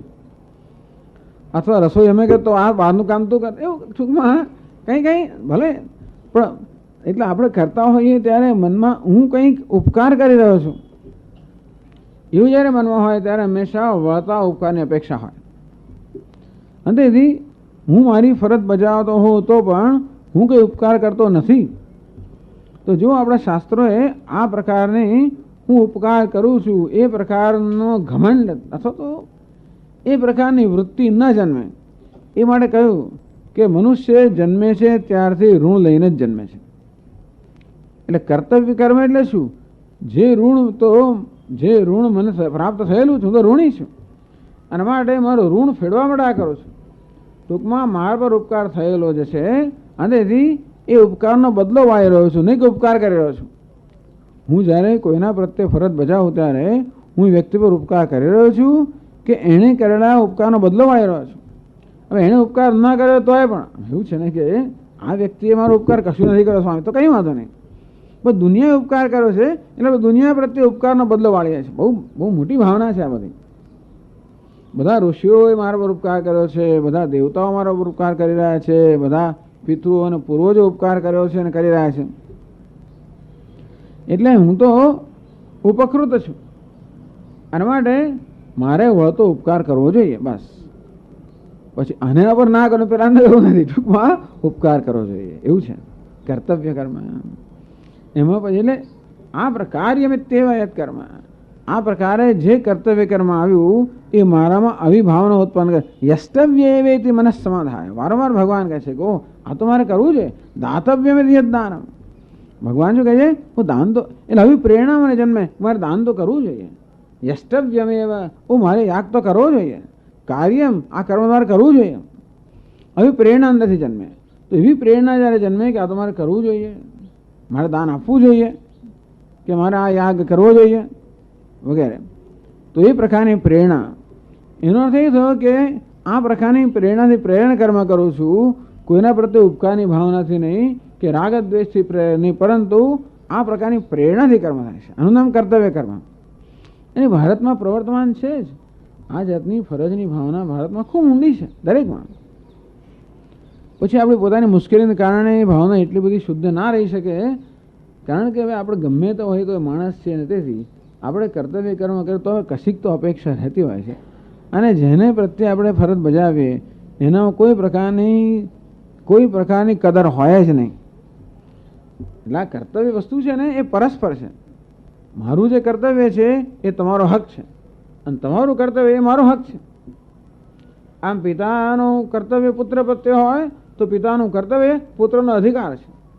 પુત્રની પિતા પ્રત્યે ફરજ હોય, પુત્રની ફરજ છે પિતાનો અધિકાર. એટલે શું થાય? બધા અધિકાર પ્રાપ્ત થાય છે. આ વ્યવસ્થા એવી છે કે જ્યારે બધા પર ફરજ લાદવામાં આવી ત્યારે જોડે જોડે બધા પર બધા અધિકારમાં પ્રાપ્ત કરાવે છે. એટલે કે અધિકાર માટે આપણે કંઈ અધિકારની પણ સભાનતા છે, પણ અધિકાર માંગવાને બદલે અધિકાર મળે. એટલે ડિઝર્વ બિફોર યુ ડિઝાયર અંગ્રેજીમાં કહે કે ભાઈ આપણે ઈચ્છા કરતાં પહેલાં આપણે લાયકાત પ્રાપ્ત કરવી જોઈએ. ટૂંકમાં કરીએ એટલે લાયકાત પ્રાપ્ત કરીએ તો આપોઆપ આપણે એ પ્રકારનું મળે. આવી જાતની વ્યવસ્થા છે. આ બહુ સૂક્ષ્મ વસ્તુ છે. એટલે એમાં કોઈ જોર જુલમ ના હોય. તો બધા લોકો આ વ્યવસ્થામાં સંકળાયેલા, બધામાં આ પ્રકારની પરિપક્વતા હોય અને બધામાં આ પ્રકારની ભાવના. વ્યવસ્થા જેવી દુનિયામાં કોઈ વ્યવસ્થા જ નથી. પણ એ ભાવના બહુ જૂજ હોય એટલે આના જેવી ખરાબ વ્યવસ્થા કોઈ નથી. બંને રીતે કુટુંબની અંદર 6 સભ્યો હોય એ દરેકમાં આવી સમજ હોય કે મારે આ કરવું જોઈએ, તો એક જણનું કર્તવ્ય એ બીજા 5 જણનો અધિકાર થઈ જાય. ઘણી વાર એવું હોય છે કુટુંબમાં, ઘરનો વડીલો એ સૌથી વહેલો ઉઠે, એ પાણી ભરી દે, એ ચા કરી નાખે, એ સાફ કરી નાખે. ઘણા લોકો આવી ટેવ હોય છે. ઘરના વડીલોને એવી જૂના જમાનાના ખરા આવી ટેવ, ઉઠે સફાઈ કરી નાખે. પેલું ચા બનાવે તો બધા માટે, એવું નહીં કે એક જ પોતાના માટે. પાણીને તો ભરી નાખે, બસ આવો. પ્રેમથી કરે એવું પણ નહીં, કોઈ ઉઠવી નથી હજી થઈ જાય કામ. જ્યારે મા ઘરમાં કરે તો જુદી વાત છે, પણ ઘણી વાર તો પુરુષો પણ આવું કરતા હોય છે. આવું જ્યારે હોય તો પેલો આમ બહારથી આવતો એટલે આમ વસ્તુ લઈ આવે જ પછી એવું એવી રીતે જ એને કર્યું હોય કે ભાઈ ઓફિસથી આવતી વખતે આટલું કરી આવે, આમ જતાં આટલું, કોઈ કહેવાની જરૂર ના પડે. આવું જ્યારે થતું હોય ને ત્યારે કોઈ પ્રકારનો કંઈક કોઈને કહેવું ના પડે, કોઈ સાંભળવું ના પડે, તું મને કહેનાર કોણ વગેરે એવું કશું થાય જ નહીં. જ્યારે પોતાના જ એટલે પોતાની ભાવનાથી આવી રીતે પ્રેરણા પોતાનો જન્મ, ઇનિશિયેટિવ પોતાનામાંથી પ્રેરણા જન્મતી હોય ત્યારે કોઈ કહેવાની જરૂર ના પડતી હોય, એને જો કોઈ સુંદર વ્યવસ્થા જ નથી. એટલે ખરેખર મેનેજમેન્ટની દ્રષ્ટિએ જોવા જઈએ તો ઘરનું પણ મેનેજમેન્ટ સારામાં સારી ત્યારે થાય અને કોઈ પણ વ્યવસ્થા સારી ત્યારે ચાલે જ્યારે વ્યવસ્થામાં સંકળાયેલા બધા જ સભ્યો પોતાની આંતરિક પ્રેરણાથી કામ કરે. એને કહે છે મોટિવેશન કહે છે. આવું મોટિવેશન દરેકને આવી જ પ્રેરણા હોય કે લા તો મારે કરવું છે, લા ને હું કરી નાખો. એ કરવામાં એક આનંદ આવતો હોય જે કંઈ હોય તો અને તો નહીં તો આ મારી મચ્છર કરાવડાવે અને તો એમાં પછી પણ આવું ધારો કે હોય તો દરેકની કર્તવ્ય અને બીજા બધાનો અધિકાર થઈ ગયો ને. બીજા જરા મોડા ઉઠીને ચા તૈયાર મળે, પાણી ગરમ થઈ ગયું હોય, પાણી ભરાઈ ગયું હોય, અધિકાર થઈ ગયો ને. તો પેલો પછી જોડે બાથરૂમ સાફ કરી નાખે, એવું કરે ટૂંકમાં એક જણ આવું કરી નાખે એટલે એનું કર્તવ્ય થઈ ગયું, બીજાનો અધિકાર થઈ ગયો. આવી નાની વસ્તુઓ પણ ઘરના બધા જ સભ્યો સમજીને કરતા હોય કે નહીં હું તો પુરુષ છું માટે આમ ના કરું, વડીલ છું માટે પેલું ના થાય ને આમ ના. એટલે એના કરતાં બધા અંદર ભાગ લે કે ભાઈ જગ્યા જરૂર પડે તરત અંદર ઝંપલાવે, જરૂર પડે એટલે આવું કંઈક થતું હોય તો એક સુંદર વ્યવસ્થા બની રહે. મોટા ભાગનો કકળાટ આમાંથી થતો હોય છે, ઘણો બધો કકળાટ આમાંથી થતો હોય છે. એટલે આ કેવી વ્યવસ્થા છે? મેનેજમેન્ટ માટેની સર્વશ્રેષ્ઠ વ્યવસ્થા જ્યાં પ્રેરણા આંતરિક પ્રેરણા છે. અને એ પ્રેરણા ક્યારે આવે? મારામાં આ પ્રકારની એક સમજ ઉત્પન્ન કરવામાં આવે કે હું ઋણી છું. એટલે જ વેદમાં કહ્યું જાયમાનો એ બ્રાહ્મણ ત્રિભિર ઋણવાન જાયતે. મનુષ્ય જન્મે ત્યારથી 3 પ્રકારના ઋણ લઈને જન્મ્યો છે અને જોડે જોડે રોજના કરવામાં 5 પ્રકારની હિંસા સમાયેલી જ છે. અમારા 5 યજ્ઞ કરવા જોઈએ તો જ આ હિંસા છે એ હિંસાનું નિવારણ થાય. આમ કરતાં અંદર પહેલેથી બરાબર વ્યવસ્થામાં રહે, એ સંસ્કારમાં રહેલું જ છે. આમાં આપણે ઉછેરતા હોઈએ એટલે આપોઆપ જ આ વસ્તુ આપણે લોહીમાં જ આવી જાય. આ પ્રકારે સ્વકર્મણા તમભ્ય છે. આ સ્વકર્મણા સ્વકર્તવ્ય, પોતાનું કર્તવ્ય અને મોટે ભાગે પોતે જ માથે લીધું કરતો તો બહુ સારું. શાસ્ત્ર પણ આપણને કહે ને કોઈ કહે એના કરતાં પોતે જ માથે લઈ લીધું હોય તો સ્વામી એવું માથે લો તો બધું મારા માથે જ આવે છે. એ ક્યારે બને? જ્યારે બાકીના સભ્યોમાં એ પ્રકારની ભાવના ન હોય ત્યારે એવું બને. બીજા લોકો જ્યારે એવી ઉદારતા ન દાખવે કે એવી ખેલદિલી ન દાખવે અને ત્યાર પછી જે કોઈ તૈયાર થાય એનો લાભ લેવામાં આવે એવું થતું હોય છે. પણ આપણે એવી કલ્પના કરીએ કે બધામાં એવી ખેલદિલી હોય, બધામાં ઉદારતા હોય, બધામાં પરિપક્વ, એવું બનતું નથી. પણ આવી જાતની વસ્તુની અપેક્ષાએ પણ નહીં તો પછી થોડે કહ્યું અકારણે પ્રત્યવાય હે, તમે જો તમારું કર્તવ્ય નહીં કરો તો પાપ લાગશે, તો અપરાધ થશે. એમ કરીને કરવાથી લાભ અને ન કરવાથી જે નુકસાન છે બંને બતાવવામાં આવે છે. એમ કરીને લોકો ટ્રેક પર રહે તો સીધા ચીલા પર રહે, નહીં તો ના રહે. કોઈ ન કરવાથી જો છટકી જવાતું હોત તો લોકો ના જ કરે અને કરવાથી લાભ ન મળતો તો કોઈ ના કરે. પણ કરવાથી લાભ મળે છે, સ્વર્ગ પ્રાપ્ત થશે. અને નહીં કરવાથી કર્મણા પિતૃલોક પ્રાપ્ત થશે અને ન કરવાથી નરકમાં જવું પડશે. આ કારણે પ્રત્યવાય હે. એટલે પહેલાંને પિતૃલોકનું સુખ જોઈતું હોય, નરકનું દુઃખ ના જોઈતું હોય અને માટે કરે, ચાલો તોય વાંધો નહીં. એટલે પોતાની પ્રેરણા ન જન્મે તો બહારથી પ્રેરણા આપવામાં આવે. એટલે એને સકામ કર્મ કહ્યું છે. આમ કરીશ તો આ લાભ થશે, વધારે કરીશ તો 100 વસ્તુ કર્યા પછી જેટલી વધારે કરીશ એટલા દર દાગીના 1 રૂપિયા મળે છે. એટલે પેલો કરે પછી બધી જાતની પ્રથા, બધી પદ્ધતિઓ વેદમાં અખત્યાર કરવામાં આવેલી છે. પણ છતાંય ભગવાનના સ્વકર્મ સ્વધર્મ આ બધી વસ્તુઓ પર બહુ જ ભાર દીધો. એની આ ચર્ચા છે. બ્રાહ્મણ ક્ષત્રિય વિષામ આ બધા કર્મનું આયોજન કે કર્મનો વિભાગ કરવામાં આવ્યો છે. એટલે જ્યારે જુઓ ત્યારે શંકરાચાર્યજી હંમેશા આ વસ્તુ કહેતા હોય છે. ધર્મ એટલે વર્ણાશ્રમ ધર્મ. એટલે ભગવાન પણ જ્યારે અવતાર લે ત્યારે કયા ધર્મનું આ રક્ષણ કરે? આ વર્ણાશ્રમ ધર્મનું છે. વર્ણાશ્રમ ધર્મ જે છે એને જ ખરેખર તો ધર્મ એટલે મોક્ષનું સાધન. એટલે જીવનનો પરમ પુરુષાર્થ સાધન કરવા પ્રાપ્ત કરવાનું સાધન તો કેવું? ધર્મ. ધર્મ એટલે વર્ણાશ્રમ ધર્મ. આ મોક્ષ નામનું જીવનનું ધ્યેયને ધ્યાનમાં રાખીને આખી પદ્ધતિ તૈયાર કરવામાં આવી છે. અને જોડે જોડે એમ કરવાથી અર્થકામ પણ પ્રાપ્ત થશે. ધર્મ જો જીવનમાં હશે તો અર્થકામ પણ પ્રાપ્ત થશે. આ પ્રકારની એવું સ્પષ્ટ સમજ છે આપણે. સ્વધર્મ અનુષ્ઠાનસ્ય બુદ્ધિશુદ્ધ્યાદિ દ્વારા, પોતાના ધર્મનું અનુષ્ઠાન કરવાથી બુદ્ધિશુદ્ધ્યાદિ દ્વારા બુદ્ધિ શુદ્ધ થાય. આવું કરવું હોય ત્યારે આમ પોતાના કર્તવ્યનું પાલન કરવું હોય ત્યારે પોતાની અગવડનો આપણે બાજુ મૂકવી પડે. પોતાની અગવડ બાજુ ન મૂકીએ, પોતાની જરૂરિયાતમાં વાંછોડ ન કરીએ, ત્યાં સુધી આ બધા કર્તવ્યનું પાલન નથી થતું હોતું ને. એટલે બીજાને અનુકૂળતાને ધ્યાનમાં રાખીએ. તમારે આવું કરવું જોઈએ હું તમને કહેતો નથી, આ તો ખાલી સિદ્ધાંતની વાત કરું છું. આ કરવું દરેક સંજોગોને ધ્યાનમાં રાખીને કરવું. હું શું એટલે સિદ્ધાંત છે. તમને એમ લાગે કે ભાઈ આ તો સિદ્ધાંતનું પાલન કરતી વખતે સામી વ્યક્તિમાં એની યોગ્યતા નથી. આપણે જેને ફરજ બજાવતા હોઈએ એનો કંઈક પ્રકારની પરિપક્વતા વગેરે જોઈએ. એ ન હોય ને તમને એમ લાગતું હોય કે આવું કરવાથી તો અમારો લાભ જ લેવાય છે વગેરે, તો તમે વિચાર કરજો. ટૂંકમાં આખા આ વ્યવસ્થાને સિદ્ધાંત જણાવું છું ને બધામાં કામ એમાં સંકળાયેલા લોકો કેવા હોવા જોઈએ, એ શેના પર બધું રચાયેલું છે, એ ખાલી સિદ્ધાંત પરથી વાત છે. જેટલે અંશે આપણે આપણા જીવનમાં અનુષ્ઠાન કરીએ એટલે અંશે કરીએ કે આપણે થાય એટલો. કારણ કે આ બધી વસ્તુ અઘરી છે. કર્તવ્યનું પાલન કરવામાં આપણે આપણી વ્યક્તિગત અનુકૂળતાઓ અને વ્યક્તિગત જરૂરિયાતોની બાંધછોડ થોડું છૂટું છોડવી નહીં, ત્યાં સુધી કર્તવ્યનું પાલન થતું નથી. બધા ગમે એટલા સારા લોકો હોય તોય પણ એકવાર નક્કી થયું કે તમારે પાણી ભરવાનું, પછી સવારે માથું દુખતું હોય તોય પાણી ભરવાનું ભરવાનું, આ કરવાનું કરવાનું એવું થઈ જાય ને પછી એ અપેક્ષા હોય જ પછી, અને ત્યારે પછી આપણને આવી છૂટ ના પણ મળે. એટલે હંમેશા કર્તવ્ય કરવામાં વ્યક્તિગત સહન કરવાનો. જો એને સહન કરવાનું કહીએ તો આવું કર્મ કરો આનંદ આવતો હોય સહન કરો. ઘણા લોકો મેં કહું ને કપડાં ધોઈ જ નાખે, નાવે છે ને જેટલા હોય બધા કપડાં ધોઈ નાખે, એને આનંદ આવે એમાં. એવું હોય તો ભાઈ વાંધો નથી.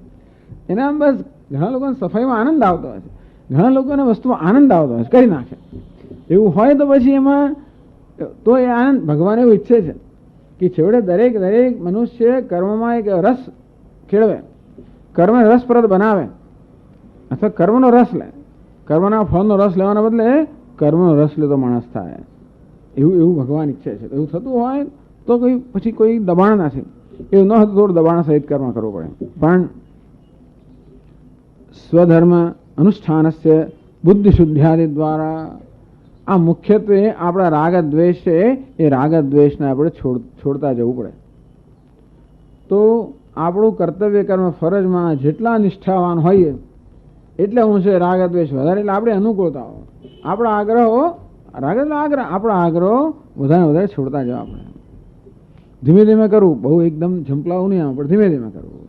થોડો આગ્રહ છોડતા જાય ધીમે ધીમે ધીમે, કારણ કે હવે લાભ આપણને છે. તો બુદ્ધિ આ આગ્રહો છે ને એ જ બુદ્ધિની અશુદ્ધિ છે.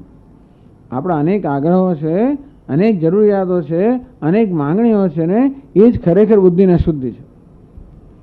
એટલે જ ભગવાને જ્યારે સ્થિત પ્રજ્ઞનું વર્ણન કર્યું ત્યારે કહ્યું પ્રજહાતિ યદા કામાન. જેનું મન પૂર્ણપણે શુદ્ધ છે, કઈ રીતે?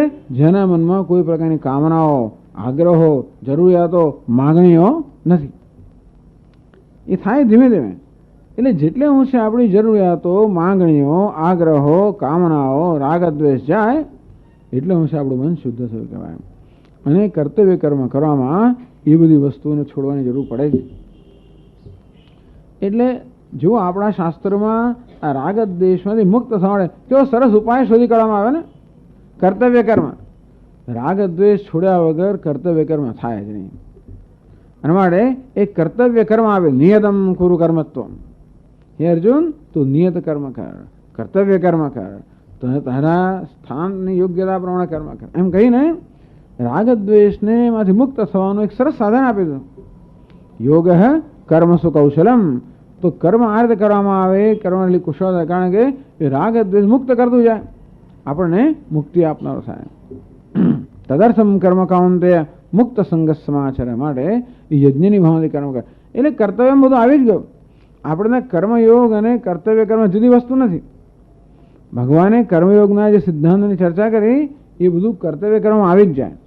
એટલે વર્ણાશ્રમ વ્યવસ્થા પ્રમાણે આપણે કર્મ કરીએ એમાં આપોઆપ કર્મયોગ થઈ જ જાય, એવી જાતની વ્યવસ્થા છે. બુદ્ધિ શુદ્ધ્યાદિ દ્વારા મોક્ષ અવસાયિત્વાદ.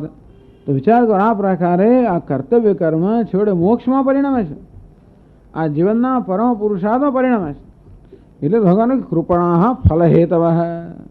જે લોકો આવા તુચ્છ ફળની અપેક્ષાથી કર્મ કરે છે એ તો કર્મનો મોટો લાભ ગુમાવે છે. કર્મનો મોટો લાભ તો શું છે? મોક્ષનું સાધન બની જાય.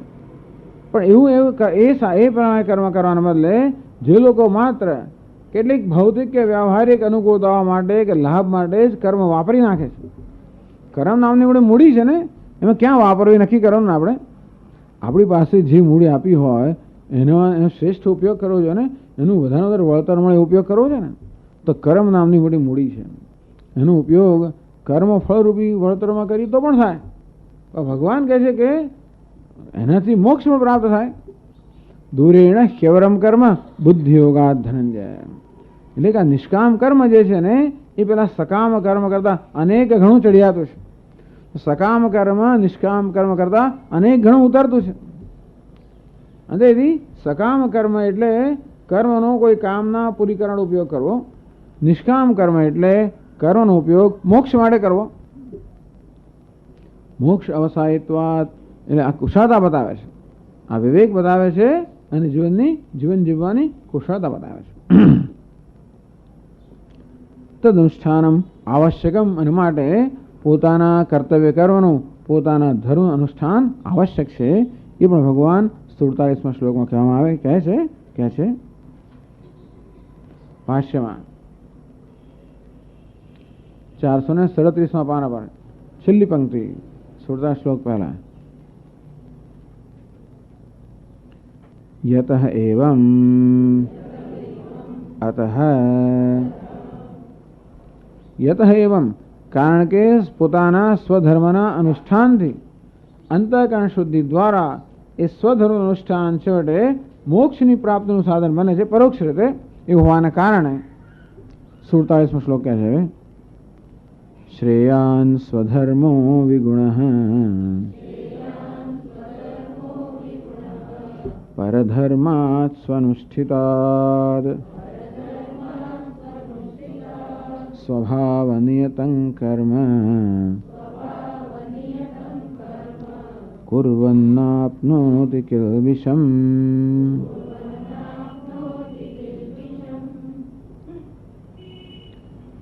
સ્વધર્મ વિગુણ સ્વધર્મ સ્વનુષ્ઠિતાત પરધર્માત શ્રેયાન. તો ત્રીજા અધ્યાયમાં આ જ વાક્ય છે. ભગવાન એ જ વાક્યને ફરી દોહરાવે છે આ સંદર્ભમાં. સ્વનુષ્ઠિતાત પરધર્માત, એક સ્વધર્મ કયો, બીજો પરધર્મ કયો. સ્વધર્મ એટલે કે આગળ સમજાવે ભાષ્યમાં તેવી રીતે પોતાના સ્વભાવ પ્રમાણે પ્રાપ્ત થયેલું કર્તવ્ય. સ્વભાવ કેમ નક્કી કરવો? વર્ણ આશ્રમ પ્રમાણે. તો કર્મની વહેંચણી કેમ કરવી? સ્વભાવ પ્રમાણે. પણ સ્વભાવનો નિર્ણય કેવી રીતે કરવો? વર્ણ આશ્રમ પ્રમાણે. તેથી પોતાના વર્ણાશ્રમ પ્રમાણે જે કર્મ પોતાને ભાગે આવ્યું હોય એને આપણે સ્વધર્મ કહીએ. એ પણ યાદ રાખવાનું કે આ બધી ચર્ચા એ જમાનાના સંદર્ભમાં થાય છે. કારણ કે હવે જો એમ કહીએ કે આ વર્ણાશ્રમ પ્રમાણે તો કદાચ એટલું બરાબર નથી, પણ આ સિદ્ધાંતની દ્રષ્ટિએ કહેવામાં આવે છે કે કેવી રીતના સિદ્ધાંત હતો કે બધા કર્મની વહેંચણી થાય દરેકના સ્વભાવને અનુરૂપ, યોગ્યતા અનુરૂપ. પણ યોગ્યતા કેમ નક્કી થાય? તો કે વર્ણ અને આશ્રમ પ્રમાણે. હવે વર્ણ આશ્રમની યોગ્યતા નક્કી ન થતી હોય તો પછી જુદી રીતે કર્મની વહેંચણી કરવી જોઈએ. પણ ટૂંકમાં હવે કરવાની કોઈ રહી નથી વસ્તુ. પહેલાના જમાનો શું હતું? કર્મની વહેંચણી કરવા માટે એક વ્યવસ્થા હતી. હવે કર્મની વહેંચણી કરવાની એવી વ્યવસ્થા ધીમે ધીમે નાશ પામતી જાય છે. તો ચાલો જે નવી વ્યવસ્થા હોય તે હવે પણ લોકો વર્ણાશ્રમ પ્રમાણે જ આપણે કર્મની વહેંચણી કરે છે. ધારો છાપામાં જાહેરાત આવે છે ને બધી, wanted manager, wanted sales manager, wanted electrical engineer, wanted vice president, wanted ફલાણા ડાયરેક્ટર. તમે અરજી કરી જોજો. લે છે કોઈ ઉભો ઇન્ટરવ્યુ માટે જ નહીં બોલાવે. કેમ? યોગ્યતા નથી. જોકે એમાં લખી જ દે છે કોણે એપ્લાય કરવું ને કોણે ના કરવું, લખી દે છે. ફલાણા લોકોએ ભાઈ અરજી કરવાની તસદી ન લેવી અથવા આ લોકોએ અરજી કરવી એમ કરીને એમણે જ નક્કી કર્યું કે કોણ આને માટેનો યોગ્યતા ધરાવે છે. તમે કહો આ પક્ષપાત કરે છે. પક્ષપાત તો થયો જ ને. પેલો વધારે ભણ્યો મળે એને તમે આપો છો અને ઓછું ભણ્યો મળે નથી આપતા. પક્ષપાત તો થયો જ ને. એ સિવાય તો કામ થતું જ નથી. પક્ષ તો લેવો જ પડે છે ને. આમ બધા સરખા ખરા, પણ સરખા વ્યવહારમાં બધા સરખા. એટલે એને શું કે અમેરિકામાં છે ઇક્વલ ઓપોર્ચ્યુનિટી. બધાને સમાન તક છે. એનો નથી કે બધા સમાન તક છે, બધાને સમાન. એ તકનો ઉપયોગ કરો તમારા પર આધારિત છે. તો ભારતમાં બધાને સમાન તક નહોતી. તમે અમુક જગ્યાએ જન્મ્યા અને અમુક જગ્યાએ કર્યું માટે તમને પેલી તક નથી એવું કહી દેવામાં આવે. એ દ્રષ્ટિએ કહેવામાં આવે છે ઇક્વલ ઓપોર્ચ્યુનિટી, બધાને સમાન તક છે. એટલે પ્રશ્ન કરે આ વર્ણાશ્રમ વ્યવસ્થાની વાત કરી સ્વામીજી, જે સુથારને ઘેર જન્મ્યો હોય એ તો વેદનો પાઠ ના કરી શકે ને, અને જે બ્રાહ્મણને ઘેર જન્મ્યો હોય એને કડિયા કામ કરવો તો શું ના કરી શકે. એટલે આ એક સિદ્ધાંત છે વિદેશની અંદર, ઇક્વલ ઓપોર્ચ્યુનિટી, સમાન તક. આમ જેને જે કરવું હોય એ કરવાની તક છે, કરી શકે એવો નિયમ નથી. એ પ્રકારની યોગ્યતા પ્રાપ્ત કરે તો જરૂર કરી શકે. પણ અહીં તો શું છે કે સુથાર ગમે તેવી યોગ્યતા પ્રાપ્ત કરે તો પણ બ્રાહ્મણો કરવા ના જ કરી શકે. એ જે હતું ને એ બધી વસ્તુએ ખૂબ મુશ્કેલી ઊભી કરી આપણા સમાજની અંદર. એક જગ્યાએ જન્મ્યો એટલે મરી જાય તોય પણ એને પેલી કામ ના જ કરી શકે, ભલે એનામાં યોગ્યતા હોય. અને બીજી જગ્યાએ જન્મ્યો માટે યોગ્યતા ના હોય તો પણ એ કરી શકે. એમ કરીને લોકોના મન દુઃખ બહુ થયા કે પેલા અનેક કુટુંબમાં જન્મ્યો પણ જોતો ખરો એનો આચાર વિચાર જો, એનું આ જો, અને છતાંય પણ એ કામ કરી શકે. હજી આપણે ત્યાં એવું છે ને કે આચાર્યનો દીકરો આચાર્ય બને. પેલી ગાદી હોય છે ને એ પરંપરાથી ગાદી મળતી હોય. હા, તમે તમારા શિષ્યને નિયુક્ત કરો, એની યોગ્યતા જુઓ એવું નહીં, પણ એમના ઘરે જન્મ્યો મળે આચાર્ય, એના ઘરે જન્મ્યો મળે આચાર્ય હોય તો સારું છે. આપણે અપેક્ષા રાખીએ કે આચાર્યના ઘરે જન્મેલા આચાર્યની કક્ષા ધરાવતો હશે. કદાચ ન ધરાવે તો એ ગાદીને ઘણું બધું એનું નુકસાન થાય, એવું થયેલું છે, થાય ખરો. ઇક્વલ ઓપોર્ચ્યુનિટી એટલે શું? દરેકને બધું કરવાની તક છે. બધું કરી શકતા નથી, બધામાં એવી યોગ્યતા નહીં, બધા મેનેજર બની શકે યોગ્યતા ધરાવતા નથી, પણ એને યોગ્યતા પ્રાપ્ત કરવાની છૂટ છે. એ માટે એને સ્પર્ધા કરવાની કે પોતાનો દાવો નોંધાવવાની છૂટ છે. દાવો જ ના નોંધાવી શકે. અમુક માણસ અમુક જપ ના કરી શકે, અમુક પેલો અનુષ્ઠાન ના કરી શકે, અમુક તપ ના કરી શકે. આવું જ્યારે બધું થઈ ગયું ને ત્યાર પછી આ વ્યવસ્થા ધીમે ધીમે બહુ મુશ્કેલીમાં આવી ગઈ. પણ એટલે આજના જમાનામાં આવું ના ચાલે. અત્યારે શું છે? સમાન તક. હજી ભારતમાં એની એટલી બધી કદાચ ઓળખ નહીં હોય લોકોને. ત્યાં તો લખવામાં આવે ઇક્વલ, અને તો દરેક પહેલાં શું કહેવાય, દરેક સંસ્થા હોય એ લોકો લખે અનઇક્વલ ઓપોર્ચ્યુનિટી એમ્પ્લોયર, કે ભાઈ આ એમ્પ્લોયર એટલે શું? આ શેઠ કે જે માલિક કેવો છે? બધાને સમાન તક આપનારની આ સ્થાન છે. કદાચ એવું લાગ્યું કે ક્યાંક સમાન તક નથી તો કાયદો સીધો કોર્ટમાં લઈ જાય. કોઈ એવું સિદ્ધ કરે કે અહીંયા સમાન તક નથી તો ભલે પછી દરેક જણ પોતાની કુશળતા જે કરતા હોય કરતા હશે. એવું નથી કે લોકો બધાને સમાન તક આપે, એવું નથી. માણસની અંદર જે પેલો દ્વેષ ને રાગ રહેલા છે, પક્ષપાત બધે દેખાય છે, જુદી રીતે સૂક્ષ્મતા એ દેખાય. અને એથી મૂળ તો આ વ્યવસ્થાનો વાંક નથી, મૂળ તો આ માણસમાં રહેલી જે એનામાં રહેલી શું કહેવાય પક્ષપાતની ભાવના, આ સલામતી, આસક્તિ, આ બધી વસ્તુઓ છે એ આ દુઃખ એવું બધી તકલીફ ઉત્પન્ન કરે. એટલે જોઈએ છે કે એ બધા દેશોમાં પણ આ દેખાય છે. બધે સમાન તક છે, બધું છે, તો પણ સમાન તક નથી હોતી, ક્યાંય નથી હોતી. ત્યાં પણ આ પ્રકારનો પક્ષપાત થાય. કઈ ચામડીનો છે તમારા ચામડીનો કયો વર્ણ છે, તમે કયા દેશમાંથી આવો છો, તમે કયા ધર્મનું પાલન કરો છો, તમે વગેરે એ બધી વસ્તુઓ ઘણીવાર નડતી હોય કે તમને લાભ પણ કરતી હોય. એટલે આ બધું દુનિયામાં ચાલે છે. છતાંય પણ જે ખુલ્લેઆમ આ ભારત જેવા દેશમાં ચાલતું હોય એટલું ખુલ્લેઆમ ન ચાલતું હોય. અને બધી જગ્યાએ ભ્રષ્ટાચાર હોય, પણ જે ખુલ્લેઆમ અહીં થતો હોય એવું ના થતો. ભ્રષ્ટાચાર તો મનુષ્યના મનમાં છે, એટલે એ જ્યાં છે ત્યાં કરવાનો. બહાર નથી, માણસના મનમાં છે, જ્યાં હોય ત્યાં કરવાનો એની રીતે. પણ જ્યાં કાયદાનો જ્યારે જડબે સલાહ છે ને ત્યાં તમે કરી ના શકો. એટલા માટે ત્યાં મર્યાદિત રહે. જ્યાં કાયદો નથી ચાલતો ત્યાં આગળ તમે કરી શકો. ચાલો અત્યારે એ ચર્ચાનો વિષય નથી, પણ આ બધી ટૂંકમાં આ બધી જગ્યાએ માણસની અપ્રામાણિકતા જે છે ને એ બધી જગ્યાએ દેખા દેતી હોય છે, પક્ષપાતમાં, આમાં તેમાં બધી જગ્યાએ. પરંતુ આ રીતે પરધર્માત સ્વનુષ્ઠિતા, એટલે અહીં તો અહીં જ કહેવામાં આવ્યું ને, આ માણસ સુથાર છે અને એને કડિયાનું કામ કરવું છે તો કડિયાનું કામ પરધર્મ છે, એનું કામ કયું છે સ્વધર્મ એટલે કડિયો. અને તેથી કદાચ કડિયાનું કામ વધારે સારું કરી શકતો હોવ તો એ સુથારનું કામ તું કર. એવું નથી. બ્રાહ્મણ ક્ષત્રિય વૈશ્યની વાત કરવામાં આવે છે કે અત્યારે અર્જુનને સંબોધીને કહેવામાં આવે છે. અર્જુને કહેલું કે હું યુદ્ધ નહીં કરું તો તું શું કરીશ? તો કે હું સંન્યાસ લઈ લઈશ, અર્થાત હું ભિક્ષા માગીશ અને હું વનમાં જઈશ, ત્યાં હું ધ્યાન કરીશ. આ સંન્યાસીનો ધર્મ છે કે સંન્યાસ આશ્રમ, ટૂંકમાં ચતુર્થ આશ્રમ. એટલે મારા અત્યારના વર્તમાન જે મારી ફરજ છે એનો ત્યાગ કરીને હું આ કરીશ. એટલે અર્જુનના સંદર્ભમાં સ્વધર્મ એટલે કયું? યુદ્ધ કરવું તે ક્ષત્રિય ધર્મ. પરધર્મ એટલે શું? ભિક્ષા માંગવી એટલે કે સંન્યાસી ધર્મ.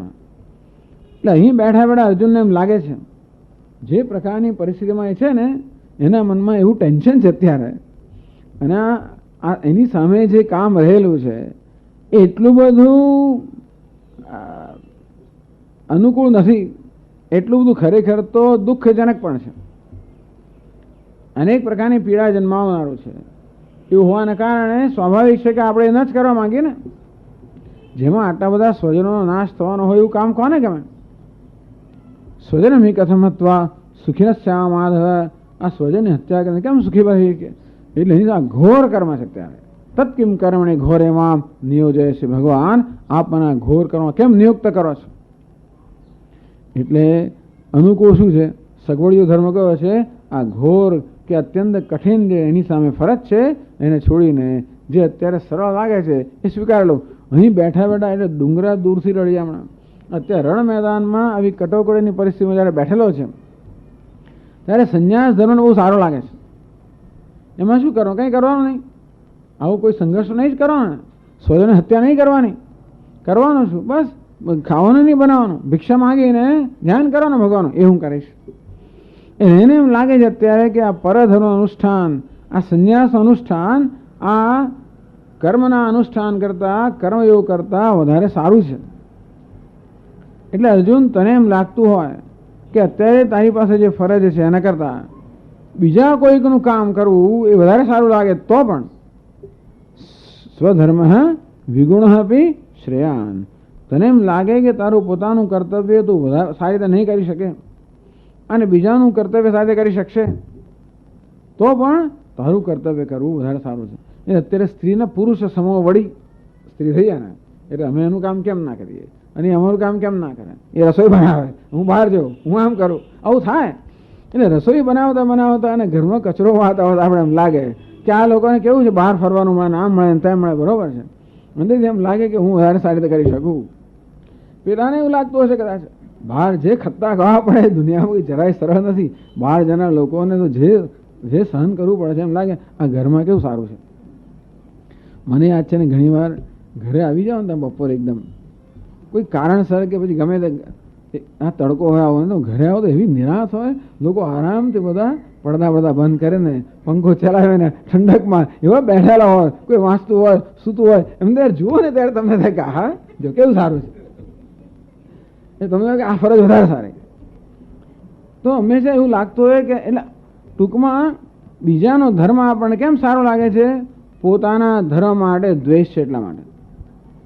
આ બીજા ધર્મ માટે જે આસક્તિ ઉત્પન્ન થઈ છે એ પોતાનું જે કર્તવ્ય છે એની પ્રત્યેના દ્વેષને કારણે છે.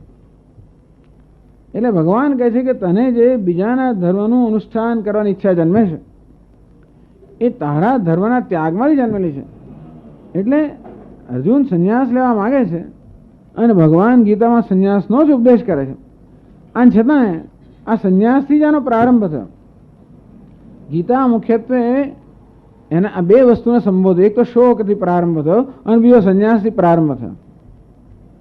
એટલે શોકથી મુક્ત કેમ થવું અને સંન્યાસ કોને કહેવાય આ બે વસ્તુ ભગવાન કહે છે આપણને. સંન્યાસ કોને કહેવાય? અર્જુનને ભગવાન સંન્યાસી બનાવવા માગે છે પરંતુ પોતાની સંન્યાસની વ્યાખ્યા એ પ્રમાણે બનાવવા માગે છે. અર્જુનની સંન્યાસની વ્યાખ્યા અને ભગવાનની સંન્યાસની વ્યાખ્યા જુદી જુદી છે. એ હોવાને કારણે ભગવાન ઈચ્છે કે અર્જુન સંન્યાસી બને પણ પોતે કહે છે એ પ્રમાણે સંન્યાસી. ન્યસ્ત નિત્ય સંન્યાસી યો ન દ્વેષ્ટિને કાંક્ષતે. નિર્દ્વંદ્વો એકવાર આ દ્વેષ રાગથી મુક્ત થા નિર્દ્વંદ્વો હિ મહાભાવો સુખમ બંધાત પ્રમુચ્યતે. તો નિર્દ્વંદ્વ બંધ અને તો બહુ સુખેથી બંધમાંથી મુક્ત થઈ જાય છે. એટલે સંન્યાસી તો બનાવવા માંગે છે, તો પોતે કેવો સંન્યાસી? યોગ યુક્તો મુનિર બ્રહ્મ નચિરેણાધિગચ્છતિ. આ યોગ યુક્ત છે, મુનિ બને અને બ્રહ્મ એટલે પારમાર્થિક સંન્યાસ પ્રાપ્ત કરે. એમ કરીને ભગવાન ગીતામાં સંન્યાસની પોતાની વ્યાખ્યા આપે છે. પોતાની એટલે અર્જુનની વ્યાખ્યા કરતા અર્જુનને પોતાની વ્યાખ્યા છે, એમ કોને ભગવાન એને સાચી વ્યાખ્યા આપે છે. એટલે ગીતામાં બે પ્રશ્ન છે, એક સંન્યાસનો પ્રશ્ન અને બીજો શોકનો પ્રશ્ન. આ શોક માનવ માત્ર માટેનો પ્રશ્ન છે, સંન્યાસ એક અર્જુનનો પ્રશ્ન છે. અને એટલે બધા લોકોને કદાચ બધી ચર્ચા આપણને ઉપયોગી ન પણ જણાય. વારંવાર સંન્યાસ સંન્યાસ આવતો ને આપણે શું કામ ચર્ચા કરે પણ અર્જુનને બહુ લાગુ પડે એવી છે. અને કોઈને કોઈ સમય આપણને લાગુ પડવાની છે, અત્યારે ન પડતી હતો પણ દરેકને કોઈ સંજોગો લાગુ પડવાની છે, માટે એની ચર્ચા થાય છે. ક્યારેક તો સંન્યાસ લેવો પડે, કે ક્યારેક સંન્યાસની ઈચ્છા થાય, ક્યારેક આ છોડીને જતા રહેવું પડે, ક્યારેક આવું થતું હોય. બધું એના સંદર્ભમાં આ બધી ચર્ચાઓ જે છે એ મહત્વની બની રહે છે. તો એના સંદર્ભ ભગવાન કહે છે કે સ્વનુષ્ઠિતાત પરધર્માત સુષ્ઠ અનુષ્ઠિતાત પરધર્માત. સારી રીતે અનુષ્ઠાન જેનું થઈ શકે એવો પરધર્મ એટલે કે પોતાના સ્વભાવને અનુકૂળ ના હોય એવો ધર્મ. સ્વધર્મ એટલે પોતાના સ્વભાવને અનુકૂળ ધર્મ, અને પરધર્મ એટલે પોતાના સ્વભાવથી જુદા પ્રકારનો ધર્મ. તો સ્વનુષ્ઠિતાત પરધર્માત વિગુણ સ્વધર્મ શ્રેયાન. વિગુણ એટલે શું? ગુણથી વિયુક્ત. એટલે પોતાનું કામ બરાબર ના કરી શકે આપણે લાગે, અને પેલાનું કામ સારી કરશે એમ લાગે તો પણ શ્રેયાન. ભગવાન કહે છે કે પોતાના સ્વભાવ પ્રમાણે કર્મ કરવું એ વધારે સારું છે. કેમ? સ્વભાવ નિયતમ કર્મ કુર્વન ન આપનોતિ કિલ્બિષમ. કારણ કે સ્વભાવથી નિયત થયેલું, નિર્માણ થયેલું, નક્કી થયેલું જે કર્મ છે જેને સ્વધર્મ કહેવામાં આવ્યો, એ કરતાં કરતાં કિલ્બિષમ ના આપનોતી. મનુષ્ય કિલ્બિષ અર્થાત પાપને પ્રાપ્ત કરતો નથી. તો ભાષ્યમાં કહે છે શ્રેયાન પ્રશસ્યતરઃ સોધર્મ સ્વધર્મ. શું કરવું છે? બંધ કરવું છે? હા, અભિશબ્દો દ્રષ્ટવ્ય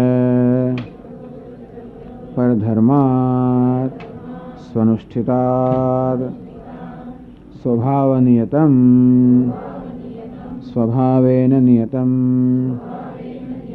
યદુક્તમ સ્વભાવજમ ઇતિ તદેવ ઉક્તમ સ્વભાવનિયતમ ઇતિ. યથા વિષજાતસ્ય ઇવ કૃમેઃ વિષમ ન દોષકરમ તથા સ્વભાવનિયતમ કર્મ કુર્વન્ન ન આપનોતિ કિલ્બિષમ પાપમ.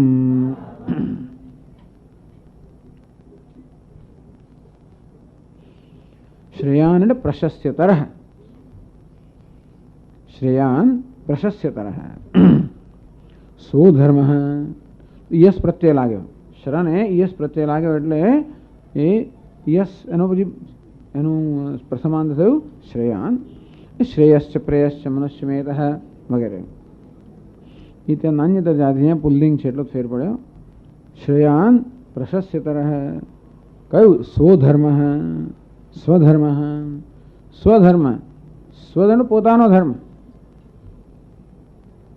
વિગુણોપી એટલે અભિશબ્દો દ્રષ્ટવ્ય. વિગુણોપી વિગુણ હોવા છતાં પણ, કારણ કે આ શ્લોકની ચર્ચા ત્રીજા અધ્યાયમાં આવી ગઈ માટે શંકરાચાર્ય મહારાજ અને અહીંયા બહુ લંબાણથી ચર્ચા નથી કરતા. પણ વિગુણ તો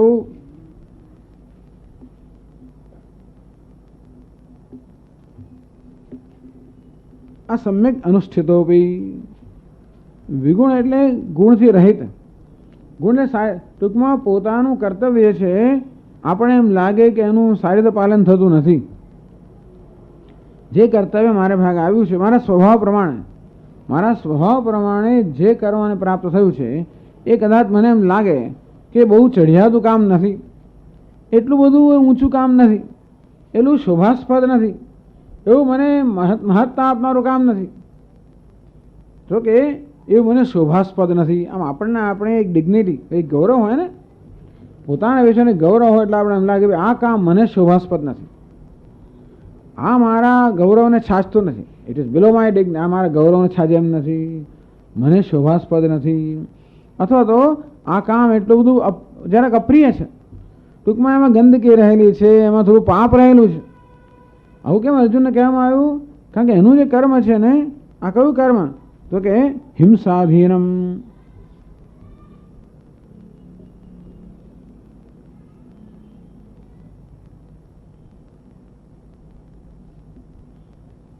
યુદ્ધાદ લક્ષણમ એટલે કયું? સ્વધર્મ યુદ્ધાદ લક્ષણ.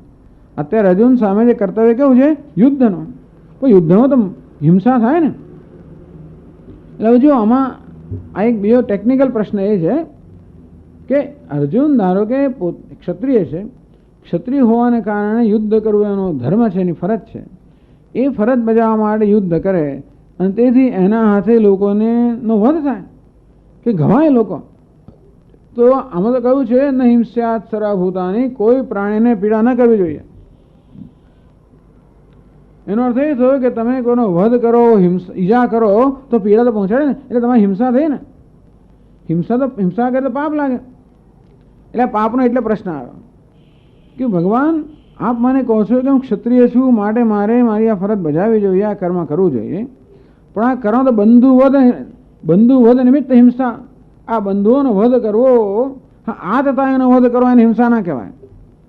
જે દુષ્ટ હોય ને આતતાઈ એનો વધ કરવાનો હિંસા ના કહેવાય. બંધુ સ્વજન એનો વધ કરવો, એને ઈજા બધું હિંસા જ કહેવાય. તો આ રીતે મારી ફરજ બજાવવામાં તો આ બધી હિંસા થાય છે, તો મને પાપ લાગે. એ કદાચ એ જાતનો એક બહાનું તો ના કહેવાય, પણ એ પ્રકારના કદાચ ખ્યાલને કારણે પણ અર્જુન આ કરવા માંગતો હોય. અર્જુને પહેલા અધ્યાયમાં જ કહેલું ભગવાનને કે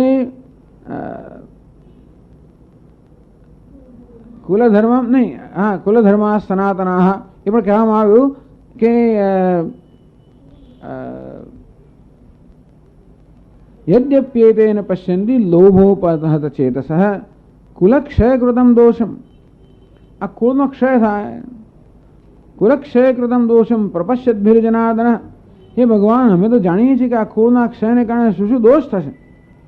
કુલક્ષય પ્રણશ્યંતિ કુલધર્મા સનાતના. આ કુળનો ક્ષય થાય એટલે આ સનાતન કુલ ધર્મનો ક્ષય થાય, એટલે ધર્મનો આચરણનો ક્ષય થાય, અધર્મ પછી પ્રબળ બને, એમ અનેક પ્રકારના દોષ આવે. અર્જુન એમ કહે છે કે ભગવાન આ રીતે મારા કર્તવ્યનું પાલન કરવાથી આ બધા લોકોનો વધ થાય. વધ થાય એટલે કુલ ધર્મનો નાશ થાય, એને કારણે સમાજમાં અધર્મ વ્યાપી જાય અને માટે અનેક પ્રકારના સ્થળો પેસી જાય અને તેથી સમાજમાં પેલું ચારિત્ર રહે નહીં. એને કારણે પછી આ પ્રજા કોઈ ધર્મનું પાલન ન કરે, એને કારણે જે પિતૃઓ વગેરે પિતૃલોકમાં એ લોકોને પણ એનું પિંડ ના મળે, એ પડે ને આ પડે ને બધા લોકોનું પતન થાય, એમ કરીને એક મોટું ચિત્રેલું. એટલે પછી આ બધું કરનાર હું પાપે તો કહેવાઉં ને. એટલે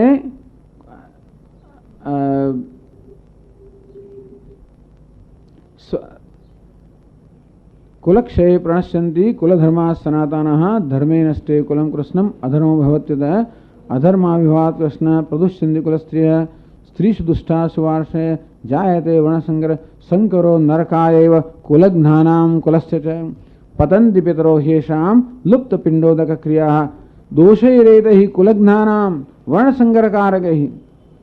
આ હવે તો કુળનો નાશ કરનારના દોષને કારણે આખો સમાજ છે એનું પતન થશે. આ પ્રકારે હું કર્મ કરું તો કુળનો નાશ કરનારો કહેવાઉં, હું દોષી ઠરું, હું પાપી ઠરું, અને માટે આ મારું જે કર્તવ્ય કર્મ છે એ તો અનેક પ્રકારનો દોષ લાવનારું છે, પાપ કરાવનારું છે. તો ભગવાન શું કહે છે? સ્વભાવ નિયતમ કર્મ કુર્વન ન આપનોતિ કિલ્બિષમ. આ ક્ષત્રિય સ્વભાવથી નિયત થયેલું જે કર્મ છે તું કરીશ, અર્થાત આ યુદ્ધ કરવું એ તારું કર્તવ્ય છે. આ યુદ્ધ કરવામાં હિંસા થાય તો પણ એનું પાપ તને નહીં લાગે. આવો શાસ્ત્રનો સિદ્ધાંત છે. આમ તો એવું છે ને કે એવું કહેવામાં આવ્યું કે કોઈ જગ્યાએ પ્રાણીની હિંસા ન કરવી જોઈએ, પીડા ન પહોંચાડવી જોઈએ, પણ કેટલાક યાગ એવા છે જેમાં પ્રાણીનો ધારો કે ભોગ આપવામાં આવતો હોય, માનો તો કારણ કે શાસ્ત્રમાં કહ્યું છે કે આ કરવામાં આનો ભોગ આપવો કે આની આહુતિ આપવી તો આહુતિ આપવાને એમ તો તમે ઘી રેડો ધારો કે અગ્નિમાં કે અનાજ અંદર તમે નાખો તો બળી તો જાય જ ને, એટલે એટલી તો હિંસા થવાની જ ને, અને તેથી એટલું નુકસાન પણ થવાનું. આમ જો વ્યવહારિક દ્રષ્ટિએ તમે શું કરો છો, ઘી બાળી દો છો, આ અનાજ તમે બાળી દો છો, નુકસાન થાય ને. એટલે વ્યવહારિક દ્રષ્ટિએ જોવાય તો હિંસા કહેવાય. કોઈને તો આપણે વંચિત રાખ્યા ને, અને પણ હિંસા કહેવાય. હિંસાનું પાપ લાગે કે નહીં, તો કે નહીં, આ વિહિત કરવામાં જ હિંસા થાય ને હિંસા ના કહેવાય. કારણ કે યજ્ઞ કરવું એ વિધાન છે, એ મારું કર્તવ્ય છે, અને આ રીતે જ થઈ શકે એ હોવાને કારણે એ કર્મ કરતી વખતે ધારો કે આવી હિંસા કહેવાય વ્યવહારિક દ્રષ્ટિએ, તો પણ એનું પાપ મને ના લાગે, કારણ કે એ વિહિત કર્મમાં રહેલી હિંસા છે. તેવી રીતે અત્યારે અર્જુન સમક્ષ કયું કર્તવ્ય? યુદ્ધ. આ યુદ્ધ પેલું અગ્નિહોત્રાદિ કર્મ જેવું થઈ ગયું, વિહિત કર્મ તો અર્જુન માટે. એમાં યુદ્ધ રૂપી આ બંધુવધ રૂપી હિંસા રહેલી છે, પણ એની હિંસા ના કહેવાય, કારણ કે આ વિહિત કર્મ છે. શાસ્ત્ર વડે વિહિત થયેલું, કોઈકે તો કરવું જ પડે ને. પણ આ છેડ કોઈકે તો કરો. બધું જે ઘરમાં બધું કચરો વાળવાનું હોય, સફાઈ કરવાનું હોય, ઘણું ગંદુ એ પણ કરવું તો પડે ને. કોઈ કેમ પેલો ઉંદર મરી ગયો હોય તો કોઈ કાઢવો તો પડે જ ને. એટલે પછી તો આ તો પાપ લાગે, આમ તો અડકવું ના જાય, બધું બરોબર છે, કોઈ તો કરવું પડે ને. એટલે આવું અપ્રિય કર્મ હોય કોઈકે તો કરવું પડે. સફાઈ બધું કરવું પડતું હોય, બાળકોને ઉછેરવા એટલે જાતનું બધું કરવું પડે. પણ એમાં તો પછી એઠું પેલું થાય, પછી પૂજા વખતે આ મડકી ગયા, અંતે અડકી તો શું થાય? બધું કેટલો દોષ થઈ ગયો ભાઈને ખબર નથી આવતું. પણ એટલે કહેવાનો ભાવ એ છે કે તમારું આ કર્તવ્ય કર્મ છે, એ કર્મ ભલે હીન જણાતું હોય અને બીજાનું કર્મ ભલે ચડિયાતું જણાતું હોય, અને છતાં પણ પોતાનું ઉતરતું જણાતું કર્મ પણ બીજાના ચડિયાતા જણાતા કર્મ કરતાં વધારે સારું છે. કારણ કે એ સ્વભાવ, માનો સ્વભાવ છે કે ભાઈ બાળકનું ધ્યાન, બાળકને ઉછેરવો એટલે પ્રેમથી કરે. પછી કોઈ કે જન આ કેવું ગંદુ કરે છે, આ બધું શું સફાઈ કરે, આવું કેવું? આ તો કોનું કામ છે? હરિજનનું કામ છે એમ કે. જે હોય તે માં તો હરિજન બધું બને ને, હજી તો બધું બનવું પડે તો આ પોતાનું કર્તવ્ય પડે. હવે તો બજાવાતું નથી, ઝાડુ વાળવું પડે, બધું કરવું પડે, અને બધું હા, તો પણ કોઈ પ્રકારનું પાપ ન લાગે. સામાન્ય સંજોગોમાં એવું કર્મ કરે તો પાપ લાગે, અને અપવિત્ર વસ્તુનો અડકીએ ના તે કરીએ, પણ આમાં એવું નથી, કારણ કે આ કર્તવ્ય કર્મ છે. એનો ભાવ એ છે કે એટલે અર્જુનના સંદર્ભમાં પણ આ શ્લોકની ચર્ચા છે, અને પછીના શ્લોકમાં બધાના સંદર્ભમાં કહેવામાં આવશે. સ્વભાવ નિયતમ કર્મ એટલે અપી શબ્દ દ્રષ્ટવ્ય, વિગુણ અપી સ્વધર્મ શ્રેયાન. તો કે પોતાનો જે ધર્મ કર્તવ્ય કર્મ છે એ કદાચ બરોબર શ્રેષ્ઠ રીતે ન થાય, કદાચ થોડું ઉતરતું હોય, કદાચ મોભાના છા જેવું ન હોય, કદાચ એટલો લાભ કરાવનારું ના હોય, કદાચ એવું યશ અપાવનારું ના હોય, કદાચ દેખાયું ના હોય, દ્રષ્ટિગોચર ના હોય, વિઝિબલ દ્રષ્ટિગોચર ના હોય, એવું બધું હોય ને. કેટલાક કર્મ કેવા દ્રષ્ટિ બધા જુએ કે હા કર્યું તરત એનું નામ આગળ આવે, અને પાછળ એને કરવાના કેટલા બધા હોય, ઘણું કામ કરતો હોય પણ કોઈ એનાથી જાણતું જ ના હોય, એટલે એનું નામ આવે કે જ ના આવે. તો શું કરવાનું? એટલે હું તો આગળ આવેલું જ કર્મ કરું, પેલું ના કરું. ભગવાન કહ્યું તારા સ્વભાવ પ્રમાણે આ સારું છે, તું ના ત્યાં જઈશ. આગળ કર્મ કરનારા અમુક સ્વભાવના માણસ હોય, પાછળ કરનારા બીજા સ્વભાવના હોય. એ પેલો માણસ પાછળ આગળ આવે તો પણ અહીંયા ગોટાળો કરે, અને આગળ પાછળ તોય ગોટાળો કરે. એને આ જ પાડ સારું, તું આ જ કર, તારે આ કરવાનું, આ બોલવાનું, આને મળવાનું, આવી રીતે આ કામ તું કર, તું પેલું કામ કર, ભાઈ હિસાબ કિતાબ કેટલા કલાકનો વહીતરું થયું કે એ કામ તું કર. ટૂંકમાં ભગવાનની દ્રષ્ટિમાં કોઈ કર્મ ઉતરતું પણ નથી, અને કોઈ કર્મ ચડિયાતું પણ નથી. કઈ રીતે નથી? હા, કોઈ વ્યવહારિક લાભની દ્રષ્ટિએ જોવા જઈએ તો કર્મ ઉતરતા ચડિયાતા છે, પરંતુ આધ્યાત્મિક લાભની દ્રષ્ટિએ જોવા જઈએ તો બધા કર્મ સરખા છે. તો કર્મને આધ્યાત્મિક ઉન્નતિનું સાધન માનવામાં આવતું હોય આપણે માની લઈએ છીએ. મોટાભાગના લોકોને આવી સમજ કે આવી એ વસ્તુ નથી હોતી, પણ ટૂંકમાં આપણે મનુષ્ય પોતાના જીવનને આધ્યાત્મિક ઉન્નતિની પ્રક્રિયા માનતો હોય, અને જે કર્મ પોતાને ભાગે આવ્યું એ આધ્યાત્મિક ઉન્નતિનું સાધન માનવામાં આવતું હોય, તો આધ્યાત્મિક ઉન્નતિ કરવા માટે દરેક કર્મ સમાન સરખું છે. દરેક કર્મમાં સરખી ક્ષમતા છે. આપણા અંતઃકરણ શુદ્ધિરૂપી આધ્યાત્મિક ઉન્નતિ કરાવવાની ક્ષમતા દરેક કર્મ સરખી છે. અર્થકામરૂપી ભૌતિક સમૃદ્ધિ કે ભૌતિક પ્રાપ્તિ કરવાની ક્ષમતા બધા કર્મ સરખી નથી.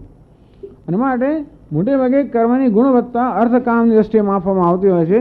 ભગવાન એટલે જ કહે છે કે નહીં, પરધર્મ, આ બીજાનું કામ કરવાથી મને વધારે અર્થકામનો લાભ થશે, મારે મારું કામ છોડી દઉં તો બરોબર નથી.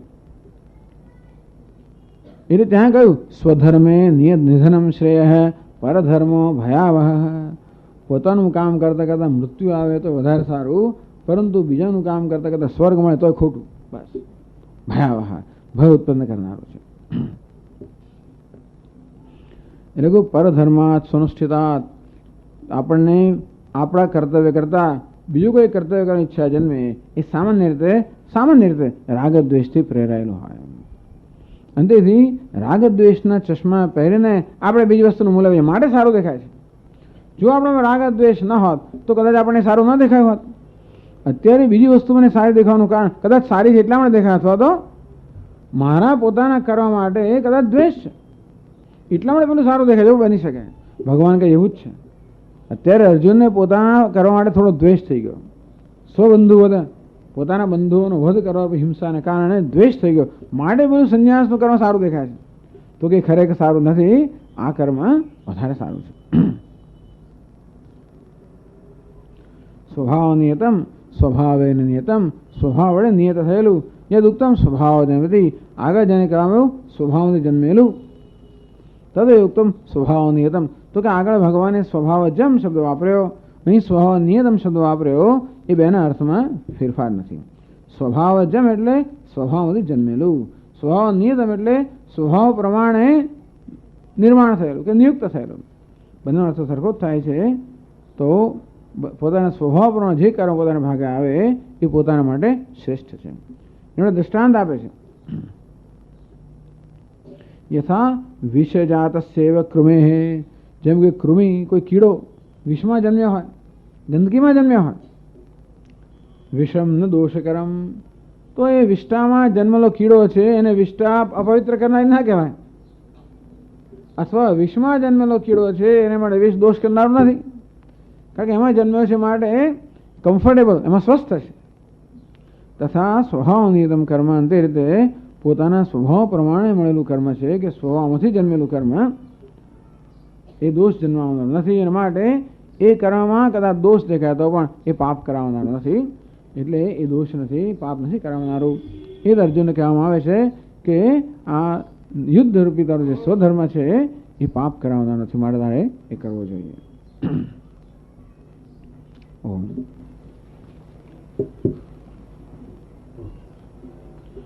ઓમ પૂર્ણમદઃ પૂર્ણમિદં પૂર્ણાત પૂર્ણમુદચ્યતે પૂર્ણસ્ય પૂર્ણમાદાય પૂર્ણમેવાવશિષ્યતે. ઓમ શાંતિ શાંતિ શાંતિ. શંકરં શંકરાચાર્યં કેશવં બાદરાયણં સૂત્રભાષ્યકૃતૌ વંદે ભગવन्तौ પુનઃ પુનઃ. ઈશ્વરો ગુરુરાત્મેતિ મૂર્તિભેદવિભાગિને વ્યોમવદ્વ્યાપ્તદેહાય દક્ષિણામૂર્તયે નમઃ. ઓમ શાંતિ શાંતિ શાંતિ. હરિ ઓમ. શ્રી ગુરુભ્યો નમઃ. હરિ ઓમ.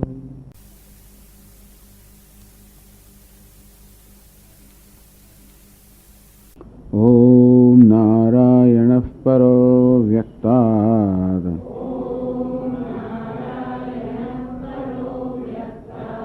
અંડમવ્યક્તસંભવम् અંડસ્યાन्तસ્ત્વિમે લોકાઃ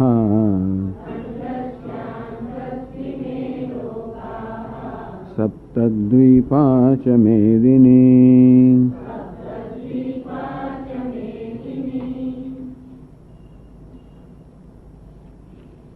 यतः प्रवृत्तिर्भूतानां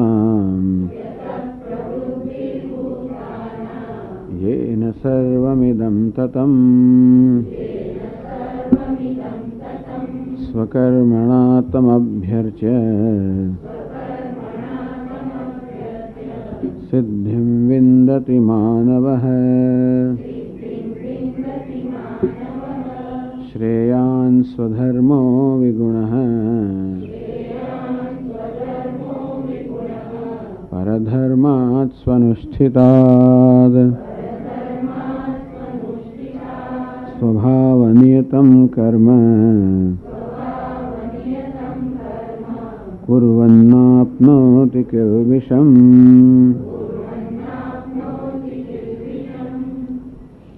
સ્વકર્મણા ત્વભ્યર્ચ્ય સિદ્ધિ વિંદતિ માનવ.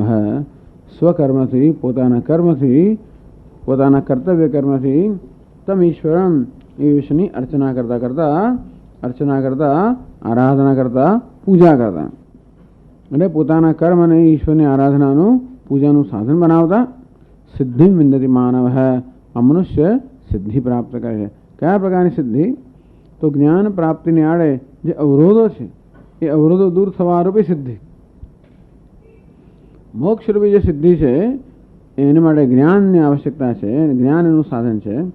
પણ જ્ઞાન પણ એક સિદ્ધિ છે. એના માટે અંતઃકરણ શુદ્ધિ આવશ્યક છે.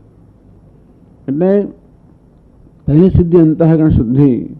તો આ પ્રકારે પોતાના કર્તવ્ય કર્મથી ઈશ્વરની આરાધના કરવાથી મનુષ્ય અંતઃકરણ શુદ્ધિરૂપી એટલે કે જ્ઞાન પ્રાપ્તિ અને જ્ઞાન નિષ્ઠાની આડે રહેલા જે અવરોધો છે એ અવરોધો દૂર કરવા રૂપી સિદ્ધિ પ્રાપ્ત કરે. જેને આગળ સ્વકર્મ કહેવામાં આવ્યું એને જ 47મા શ્લોકમાં સ્વધર્મ કહેવામાં આવ્યું. ભગવાન જે કર્મ જે કર્તવ્ય કર્મ મારે ભાગે આવ્યું હોય એ સારું ના હોય તો, એ મને છાજે એવું ના હોય તો, એ મારા મોભાને છાજે એવું ના હોય, મને શોભાસ્પદ ના હોય તો,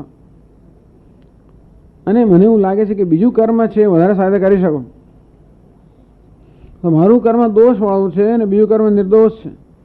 જો મારું કર્મ કરવામાં હિંસા થતી હોય છે અને એના કરતાં અર્જુન જેમ કે હું અત્યારે યુદ્ધરૂપી જે કર્તવ્ય કર્મ છે એમાં તો અનેક પ્રકારની હિંસા સમાયેલી છે, એના કરતાં હું ભિક્ષાટનરૂપી જે કર્મ લઉં હાથમાં તો એમાં કોઈ પ્રકારનો દોષ નથી. તો મારું દોષવાળું કર્મ ત્યાગીને બીજું નિર્દોષ કર્મ છે એ હું કરું તો શું ખોટું છે? શ્રેયાન સ્વધર્મો વિગુણ પરધર્માત સ્વનુષ્ઠિતાત. ભગવાન કહે છે કે પોતાનો ધર્મ કોને કહે? સ્વભાવ નિયતમ કર્મ. આ સ્વધર્મ કોને કહ્યો? સ્વભાવ નિયતમ કર્મ. પોતાના સ્વભાવથી નિયત થયેલું કર્મ. એટલે કે આગળ સ્વભાવજમ પોતાના સ્વભાવને અનુરૂપ કરવા. એટલે આપણે માની લઈએ કે વર્ણાશ્રમ વ્યવસ્થાની અંદર દરેક જે સભ્ય છે એને પોતાના સ્વભાવને પોતાના માનસિક બંધારણને રુચિને આવડતને પાત્રતાને અનુરૂપ કર્મની વહેંચણી કરવામાં આવી. બ્રાહ્મણ ક્ષત્રિય વિષામ શૂદ્રાણામ ચ પરંતપ કર્માણી પ્રવિભક્તાની સ્વભાવ પ્રભવૈ ગુણૈ. ભગવાને કહ્યું કે આ રીતે જુદા જુદા વર્ણના સભ્યોને એમના સ્વભાવ પ્રમાણે, એમની રુચિ પ્રમાણે, આવડત પ્રમાણે, પાત્રતા પ્રમાણે કર્મની એટલે કર્તવ્યની જવાબદારીની વહેંચણી કરવામાં આવી છે. તો ભગવાને સ્વભાવ નિયતમ કર્મ, તારા સ્વભાવને અનુરૂપ જે કર્મ તેને પ્રાપ્ત થયું છે, અથવા પોતાના સ્વભાવને એટલે પોતાના મનના બંધારણને અનુરૂપ, પોતાનું મન સાત્વિક છે, રજોગુણી છે, તમોગુણી છે, કયો પ્રકારનો સ્વભાવ કે કયા ગુણની મનમાં પ્રધાનતા છે એને અનુરૂપ જે કર્મ હોય, સ્વભાવ નિયતમ કર્મ, એ પ્રમાણે તું નિયુક્ત થયો હોય એટલે એ કર્મ કુર્વન ન આપનોતિ કિલ્બિષમ, એ કર્મ કરવામાં કંઈક દોષ રહેલો હોય. અર્થાત ધારો કે એ કર્મ તારું કર્તવ્ય કર્મ બજાવવામાં કંઈક દોષ રહેલો હોય, કંઈક હિંસા થતી હોય, કંઈક એવું રહેલું હોય તો પણ એ હિંસા કે દોષને કારણે તને પાપ નહીં લાગે. ભગવાન કહે છે કે પોતાનું કર્તવ્ય કર્મ, ધારો કે ઝાડુ વાળું મારું કર્તવ્ય કર્મ છે, એમાં આપણે ગમે તેટલા સાવધાન હોય તો કોઈને કોઈ જીવજંતુઓનો કોઈને કોઈ એમાં ભોગ લેવાનો જ શું કરો તમે? એવું કામ આપણે બીજાને સોંપીએ પાછા, એવું છે. આવું હોય તો આપણે બીજાને બોલાવીએ, નોકરને બોલાવીએ તું આ કામ કર, જો કોઈ કીડીઓ થઈ ગયો તું કહે ફલાણું થઈ ગયું, એટલે એને આવું કામ કરવું પડે. ગંદકી એને સાફ કરવાનું કહીએ તો ગંદકી સાફ અપવિત્ર કામ છે તો હું અપવિત્ર બની જાઉં, તો કે નહીં, એ જો સ્વભાવનુરૂપ કર્મ હોય તો એ કર્તવ્ય કર્મ હોય તો એમાં દોષ તને લાગતો નથી, કારણ કે શાસ્ત્ર વડે વિધાન કરવામાં આવેલું કર્મ છે. ભાવાર્થ એ છે કે શાસ્ત્રમાં જે વ્યક્તિને જે કર્મ કરવાનું કહેવામાં આવ્યું હોય એ કર્મ કરવામાં કદાચ કે દોષ હોય તો એ વ્યક્તિને ના લાગે. જેમ કે ઘરની ગૃહિણી હોય એના બધા કર્મ કરવા જ પડે, કંડની પેશણી ચુલ્લી ઉદુકુંભી ચ માર્જની પંચસૂના ગૃહસ્થસ્ય. આ ગૃહસ્થને આ 5 પ્રકારના તો પાપ લાગે છે. ખાંડવામાં, દળવામાં, પછી છડવામાં, ચૂલો સળગાવવામાં, પાણી ભરવામાં, ઝાડુ વાવવામાં, આવું કામ કરવાનું આવે એટલે જીવ જંતુઓ મરવાના જ છે. તો પછી ગૃહિણી કહે કે ભાઈ આ તો હું તો નહીં કરું, તો કોણ કરે ત્યારે? તો એ તો કોણ કરે તો જુદી વસ્તુ છે, પરંતુ જે કોઈ એ કરે